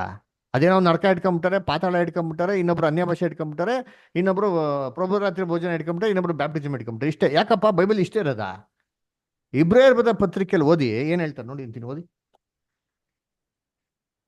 ಇವೆಲ್ಲ ಬಿಟ್ಟು ಎಳೆ ಪಾಪುಗಳ ತರ ಮಾತಾಡಬೇಡಿ ಅಂತ ಹೇಳ್ತಾರೆ. ಓದಿ ವಾಕ್ಯ. ಇಬ್ರೂಸಲ್ಲಿ ಓದಿ ಅಂತೀನಿ, ತೆಗಿರಿ 6ನೇ ಅಧ್ಯಾಯ ತೆಗಿರಿ. ಇಬ್ರು 6, 1 ಮತ್ತು 2 ಓದಿ. ಆದುದರಿಂದ ನಿರ್ಜೀವ ಕರ್ಮಗಳ ಮೇಲಿನ ನಂಬಿಕೆಯನ್ನ ಬಿಟ್ಟು ಬಿಟ್ಟು ದೇವರಲ್ಲಿಯೇ ನಂಬಿಕೆ ಇಡಬೇಕಾದದ್ದು. ಸ್ನಾನ, ಹಸ್ತಾರ್ಪಣೆಗಳ ವಿಷಯವಾದ ಉಪದೇಶ, ನೋಡ್ರ, ಸ- ಸ್ನಾನ, ಹಸ್ತಾರ್ಪಗಳ ಉಪದೇಶ ಇವೇ ತಾನೇ ಮಾಡೋದು ಸಭೆಗಳಲ್ಲಿ. ಆ, ಆಮೇಲೆ ಸ- ಹಾ ಸತ್ತವರಿಗೆ ಹಾ ಪುನರುತ್ಥಾನವು, ಹಾ ನಿತ್ಯವಾದ ನ್ಯಾಯ ಹಾ ತೀರ್ಪು ನ್ಯಾಯ ಉಂಟೆಂದು ತೀರ್ಪು ಹಾ ಅವುಗಳನ್ನು ಪದೇ ಪದೇ ಅಸ್ಥಿವರವಾಗಿ ಹಾಕದೆ ಹಾಕದೇ ಇವೆಲ್ಲ ಕ್ರಿಸ್ತ ಬಿಟ್ಬಿಡಪ್ಪ, ತಿರ್ಗಾ ತಿರ್ಗಾ ಅದೇ ಹಾಕ್ಬಿಡ ಬ್ಲೇಡು ಅಂತ ಹೇಳ್ತಾರೆ. ಆಮೇಲೆ ಕ್ರಿಸ್ತನ ವಿಷಯವಾದ ಪ್ರಥಮ ಹಾ ಬೋಧನೆಯನ್ನು ಕುರಿತು ಇದನ್ನು ಮಾತಾಡ್ರಿ ಅಂತ ಹೇಳ್ತಾರೆ. ಯಾಕೆ ಸಭೆಗಳಲ್ಲಿ ಏನ್ ಬರೀ ಇವೆ? ಯಾಕಪ್ಪ ಇವ್ ಬಿಟ್ರೆ ಬೇರೆ ಸತ್ಯನೇ ಇಲ್ವಾ? ಎಷ್ಟು ಸತ್ಯ ನಿಮ್ಗೆ ಇದುವರೆಗೆ ಕೇಳಿದಾರೆ? ನಮ್ಮ 6 ತಿಂಗಳಾಗಿರ್ಬೇಕು ನೀವು ಸತ್ಯ ಕೇಳಿ. ಕರೆಕ್ಟ್ ಶುರು ಆಗಿ 6 ತಿಂಗಳಾಯ್ತಾ ನಿಮ್ ಕ್ಲಾಸಸ್ ಶುರು ಆಗಿ? ಎಷ್ಟು ತಿಂಗಳಾಯ್ತು? ಎಸ್ ಎಷ್ಟು ಸತ್ಯ ಕೇಳಿದಿರ ನೋಡ್ರಿ. ನೀವು 6 ವರ್ಷದಲ್ಲಿ ಸಭೆಯಲ್ಲಿ ಇದ್ರೆ ಕೇಳಿದ್ದೀರಾ? ಇಲ್ಲ ಇಲ್ಲ ಮತ್ತೆ ಅದ್ರ ಬಗ್ಗೆ ಮಾತಾಡ್ರಿ ಅಂದ್ರೆ ಬೇರೆ ಬೇಡದ್ರ ವಿಚಾರಗಳನ್ನ ಮಾತಾಡ್ತಾರೆ ಅಂದ್ರೆ ಏನ್ ಹೇಳೋಣ? ಹೌದಾ ಇಲ್ವಾ? ಹೌದು ಹೌದು ಯೋಚನೆ ಮಾಡ್ಬೇಕು ನಾವು. ಆಯ್ತಾ? ಯಾವ್ದೋ ಒಂದ್ ವಾಕ್ಯ ಇಟ್ಕೊಂಡ್ಬಿಟ್ಟು ಅಯ್ಯೋ ದೇವ್ರ ಸಂಗಡ ಮಾತಾಡ್ದೆ ಅಂದ್ಬಿಟ್ಟು ಬಾಯಿ ಬಂದಿದ್ದೆಲ್ಲ ಅಂತ ಹೇಳ್ತಿದ್ರೆ ಹೇಳ್ಕೊಳಪ್ಪ ಅಂತ ಅನ್ಬೇಕು. ಏನ್ ಹೇಳೋದು ನಾನು? ಅಷ್ಟೇ. ಹಾ Correct, ಫಸ್ಟ್ ಯಾಕೆ correct. ಈ ಕನ್ನಡ ಮಾತಾಡಿದ್ರೆ ಅರ್ಥ ಆಗಲ್ವಾ ದೇವ್ರಿಗೆ? ಅಯ್ಯೋ ನೀವು ಪ್ರೇಯರ್ ಮಾಡ್ತೀರಾ, ಯಾರು ಸ್ಟಾರ್ಟಿಂಗ್ ಪ್ರೇಯರ್ ಮಾಡೋದು? ಯಾರು ಪ್ರೇಯರ್? ನೀವು ತಾನೇ ಪ್ರೇಯರ್ ಮಾಡಿದ್ದು. ನೀವು ಕನ್ನಡ ಪ್ರೇಯರ್ ಮಾಡೋದು ದೇವ್ರು ಕೇಳಿಲ್ವಾ? ಖಂಡಿತ ಸರ್. ಅಯ್ಯೋ ಬ್ರದರ್ ಸೇತಾನ್ ಕೇಳ್ಬಿಟ್ಟ ಬ್ರದರ್, ನಿಮ್ಗೆ ಗೊತ್ತಿಲ್ವಾ? ನೆಕ್ಸ್ಟ್ ಟೈಮ್ ನೀವು ಅನ್ಯ ಭಾಷೆಯಲ್ಲಿ ಪ್ರೇಯರ್ ಮಾಡ್ಬೋದು. ನನಗೂ ಅರ್ಥ ಆಗ್ಬಾರ್ದು, ಸೇತಾನ್ಗೂ ಅರ್ಥ ಆಗ್ಬಾರ್ದು, ದೇವ್ರಿಗೂ ಏನಾಗ್ಬಾರ್ದು. ಏನ್ ಕನ್ಫ್ಯೂಷನ್ ಬ್ರದರ್. ಗಮ್ಮನ್ನ ಇರ್ಬೇಕು, ಕ್ಲಾರಿಟಿ ಇರ್ಬೇಕು ನಮ್ಗೆ. ಖಂಡಿತ ಸರ್. ಸೇತಾನು ಮಂಕ್ ಮಾಡ್ತಾವ ಅಂತ ತಿಳ್ಕೊಳ್ಳಿ. ಇವೆಲ್ಲ ಬ್ಯಾಡದಿರೋ ವಿಚಾರಗಳು. ಹ್ಮ್ ಅರ್ಥ ಆಯ್ತಾ? ಕೆಲವು ಜನಕ್ಕೆ ಇಟ್ಕೊಂಡ್ಬಿಟ್ಟವ್ರೆ. ಹಿಂಗ್ ಕೆಲವು ಜನ ಬ್ರದರ್ ಕೇಳಲ್ಲ, ಪಾತಾಳ ಅನ್ಕೊಂಡು. ಏನ್ ಪಾತಾಳ? ನರ್ಕ ಐತಾ? ನರ್ಕ ಬೇಕಾ? ಹೋಗಿ ಇಟ್ಕೊಳ್ರಿ ನರ್ಕದಲ್ಲಿ ಹೋಗಿ. ನಿಂಗೆ ಕೈ ಕಾಲು ಕತ್ತರಿಸಿ, ನಿಂಗೆ ಕೈ ಕಾಲು ಪಾಪ ಮಾಡಲ್ವಾ? ಮಾಡ್ರಿ. ಏಸು ಕೃಷಿ ಹೇಳಿದ್ರೆ ಕೈ ಪಾಪ ಮಾಡಿ, ಕೈ ಕಟ್ ಮಾಡಿದ್ದಾರೆ. ಕೈ ಕಟ್ ಮಾಡಿ ಫಸ್ಟ್. ಎಲ್ಲ ನಿಮ್ಮ ಮನೆಗೆ ಚಾಕು ತಗೊಂಡು ನಾನೇ ಬರ್ತೀನಿ. ನಾನೇನ್ ಕಟ್ ಮಾಡಲ್ಲ, ನೀವೇ ಕಟ್ ಮಾಡಬೇಕು. ಬೈಬಲ್ ವಾಕ್ಯ ಹೇಳ್ಬಿಟ್ಟಾರೆ ಕೇಸು ಕುಸು ಕಟ್ ಮಾಡ್ರಿ ಅಷ್ಟೇ. ಮಾಡ್ತೀರಾ ಕಟ್ಟು?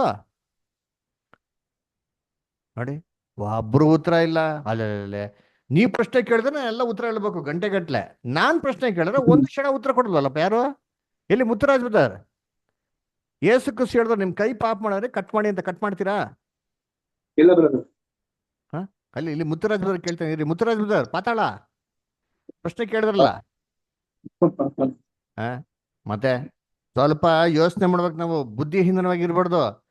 ಹಾ ಸರ್. ಹಾ ಬ್ರದರ್ ಹೇಳ್ರಿ, ಏಸು ಕುಸು ಪಾಪ ಮಾಡಿದ್ರೆ ಕಣ್ ಕಿತ್ತಾಕು, ಕೈ ಕತ್ತರಿಸು, ಕಾಲ್ ಕತ್ತರಿಸು ಅಂತಂತಾರೆ. ಕರೆಕ್ಟಾ? ಹೌದು ಸರ್. ನೀವು ಪಾಪ ಮಾಡಿದ್ರಲ್ಲಿ ಇವತ್ತು ಸರ್. ಅಯ್ಯಯ್ಯೋ ಎಸ್ ಆರ್ ನೋ ಧೈರ್ಯವಾಗಿ ಹೇಳಿ. ಇಲ್ಲ ಅಂದ್ರೆ ಇಲ್ಲ ಅಂತಾನೆ ಹೇಳಿ, ಪರವಾಗಿಲ್ಲ. ನೀವು ಮಾಡಿದ ಪುಣ್ಯ ಕೆಲಸ ಅಂತಾನೆ ಹೇಳ್ಕೊಳ್ಳಿ. ಪುಣ್ಯ ಕೆಲಸ ಮಾಡಿದಾಗ ಪಾಪ ಮಾಡಿದ್ರೆ ಇಲ್ಲ ಇವತ್ತು? ಇಲ್ಲ ಸರ್, ಪಾಪ ಹಾ ಇವಾಗ ಕೈನಲ್ಲಿ ಮಾಡ್ದ ಕಾಲಲ್ಲಿ ಮಾಡಿದ್ರ ಪಾಪನ? ಅದೇ ಇನ್ನ ಟೋಟಲ್ ಬಾಡಿ. ಯಾಕಂದ್ರೆ ಹಂಗಾರೆ ನೀವು ಕೈ ಕಾಲನ್ನ ಹಂಗ ನೀವೇನ್ ಮಾಡ್ಬೇಕು? ಕೈ ಕಾಲು ಕಣ್ಣೆಲ್ಲ ಕಿತ್ತಾಕ್ಬೇಕು. ಯಾವಾಗ ಕಿತ್ತಾಕ್ತೀರಾ? ಸರ್ ಪಾಪ ಮಾಡಿದ್ರೆ ಅವೆಲ್ಲ ಕಡ್ದಾಕು ಅಂತ ಐತೆ. ಯಾವಾಗ ಕಡ್ದಾಕ್ತೀರಾ? ನಾನು ನಿಮ್ಮ ಮನೆಗೆ ಯಾವಾಗ ಬರ್ಲಿ ಹೇಳಿ? ಅದ್ ಹಂಗೆ ತಗೋಬಾರ್ದಲ್ಲ ಸರ್, ಲಿಟ್ರಲ್ ಆಗಿ. ಅಲ್ಲಲ್ಲಪ್ಪ, ಪಾತಾಳನ್ ಮಾತ್ರ ಹಂಗೆ ತೊಗೊಳಕ್ ರೆಡಿ ಇದ್ದೀರಾ, ಇದನ್ ಮಾತ್ರ ತೊಗೊಳಕ್ ರೆಡಿ ಇಲ್ಲ ಅಂದ್ರೆ ಹೆಂಗೆ ಹಂಗ ಅಕ್ಸೆಪ್ಟ್ ಮಾಡ್ಲಿ? ನನಗ್ ಗೊತ್ತಿಲ್ಲ. ನಾನು ನಿಮ್ ಮನೆಗೆ ಬರ್ತೀನಿ, ಇವಾಗ ಕಾರ್ ತಗೊಂಡ್ ಬರ್ತೀನಿ ತಾಳಿ. ಹಂಗೆಲ್ಲ ತಗೋಬಾರ್ದಲ್ಲ ಸರ್ ಇದು. ನೀವ್ ಅವಾಗ ಹೇಳ್ಬಿಟ್ರೆ ಪಾಠ ಆಯ್ತಾ? ಆಯ್ತಾ?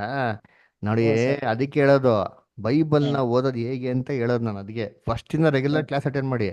How to study the Bible. ಜ್ಞಾನ ಆಯ್ತಾ? ಆ ಜ್ಞಾನ ದೇವ್ರು ನಮಗ್ ಕೊಟ್ರು ಅಂದ್ರೆ ಯೂಟಿಲೈಸ್ ಮಾಡ್ಬೇಕು. ಹಂಗೆ ತೊಗೊಳಕ್ ಆಗಲ್ಲ ಅಂತ ಜ್ಞಾಪನ ಐತೆ, ಮನ್ಸ್ ಐತೆ ಅಂದ್ರೆ. ಪಾತಾಳ ಅಂದ್ರೆ ಏನು? ನರಕ, ವೇದನೆ ಸ್ಥಳ ಅಂತ ಎಲ್ಲೈತೆ ಬೈಬಲ್ ನೋಡ್ಸಿಂತೀನಿ? ಅದ್ ಹಂಗೆ ತೊಗೊಳಕ್ ಆಗಲ್ಲ. ಅದಕ್ಕೆ ಹೇಳಿದ್ದು ಅಲ್ಲಿ ದೃಷ್ಟಾಂತ.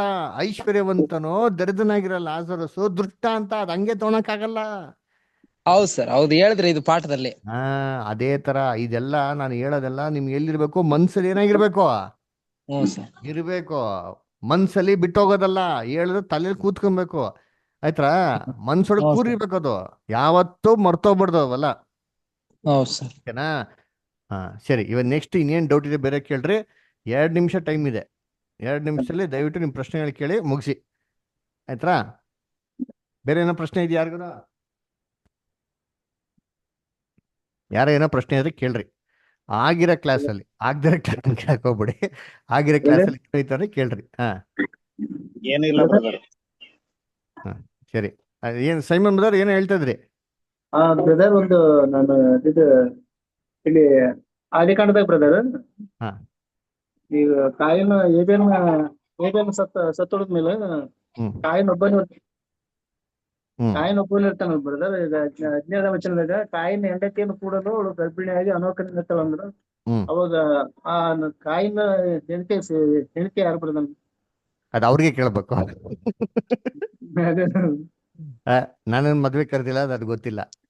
ಸರಿ, ಬೇಜಾರು ಮಾಡ್ಕೊಂಬಿಡಿ, ತಮಾಷೆಗೆ ಹೇಳ್ದೆ. ಅದು ಬೈಬಲ್ ಅಲ್ಲಿ ನಮಗ್ ಕೊಟ್ಟಿಲ್ಲ. ಅರ್ಥ ಆಯ್ತಾ? ಹಂಗಂತಂದ್ರೆ ನಾವೇನ್ ಮಾಡ್ಬೇಕು ಅಂತಂದ್ರೆ, ಇವ್ರು ಯಾರ್ದ ಮದ್ವೆ ಆಗಿರ್ಬೋದು ಹಂಗಾರೆ? ಅದೇ ಬ್ರದರ್. ಅಪೊಸ್ತಲ ಕೃತ್ಯಗಳು 17:26 ಓದಿ. ಒಬ್ಬನಿಂದಲೇ ಎಲ್ಲ ಓದ್ರಿ ಜಲ್ದಿ ಓದ್ರಿ, ನನಗೆ ಬಸ್ ಇದೆ, ಅರ್ಜೆಂಟಾಗಿ ಹೋಗ್ಬೇಕು ನಾನು ಇವಾಗ. 2 ನಿಮಿಷ ಟೈಮ್ ಇದೆ, ಹೇಳ್ರಿ ಸೆಕೆಂಡ್. 17:26. ಆತನು ಒಬ್ಬನಿಂದಲೇ ಎಲ್ಲಾ ಜನಾಂಗದವರನ್ನು ಹುಟ್ಟಿಸಿ ಅವರ ಅಷ್ಟೇ ಸಾಕು ನಿಮ್ ಪ್ರಶ್ನೆಗೆ ಉತ್ತರ. ಎಷ್ಟ್ ಜನ ಹುಟ್ಟಿಸಿರೋದು ಎಲ್ಲಾರನು? ಒಬ್ಬನಿಂದಲೇ. ಯಾರೋ ಒಬ್ಬ. ಆದಾಮನಿಂದ.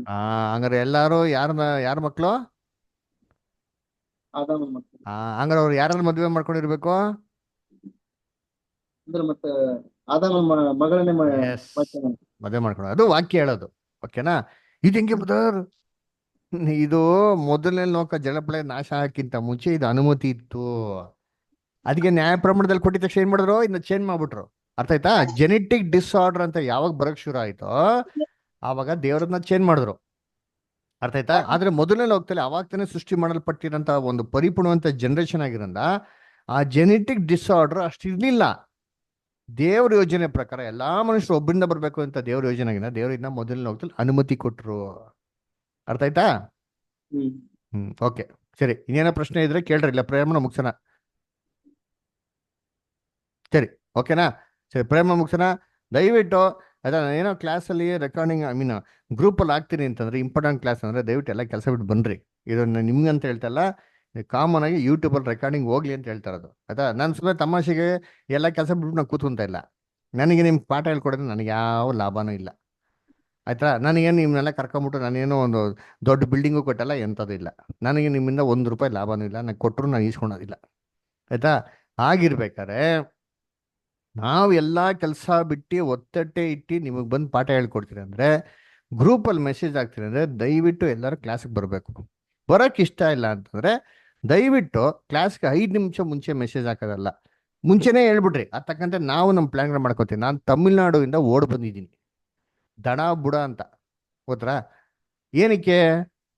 ನೀವೆಲ್ಲ ಈ ಥರ ಕರೆಕ್ಟಾಗಿ ಕ್ಲಾಸಿಗೆ ಬಂದರೆ ನಮಗೂ ಏನಾಗ್ತದೆ, ಕ್ಲಾಸ್ಗಳು ತೊಗೊಳಕ್ಕೆ ಇಂಟ್ರೆಸ್ಟ್ ಇರ್ತಾರೆ. ಪದೇ ಪದೇ ಕ್ಲಾಸ್ಗಳನ್ನ ಪೋಸ್ಟ್ಪೋನ್ ಮಾಡೋದು, ಅದು ಲಿಂಕ್ಗಳಿರಲ್ಲ, ಒಂದು ಜೋಡಣೆ ಸಿಕ್ಕಲ್ಲ, ಕ್ಲಾಸ್ಗಳು ಸಿಮೆಟ್ರಿಕ್ ಆಗಿ ಹೋಗಲ್ಲ, ಎಲ್ಲ ಕೆಲಸ ಇರ್ತದೆ. ದಯವಿಟ್ಟು ಅದನ್ನ ಒತ್ತೇಡಿ, ಇಲ್ಲ ಮುಂಚಿತವಾಗಿ ತಿಳಿಸಿ, ಅದು ತಕ್ಕಂತೆ ಕ್ಲಾಸ್ಗಳನ್ನ ರೆಗ್ಯುಲೇಟ್ ಮಾಡ್ಕೊಳೋಣ. ಓಕೆನಾ? ಸರಿ, ಕೊನೆಗೆ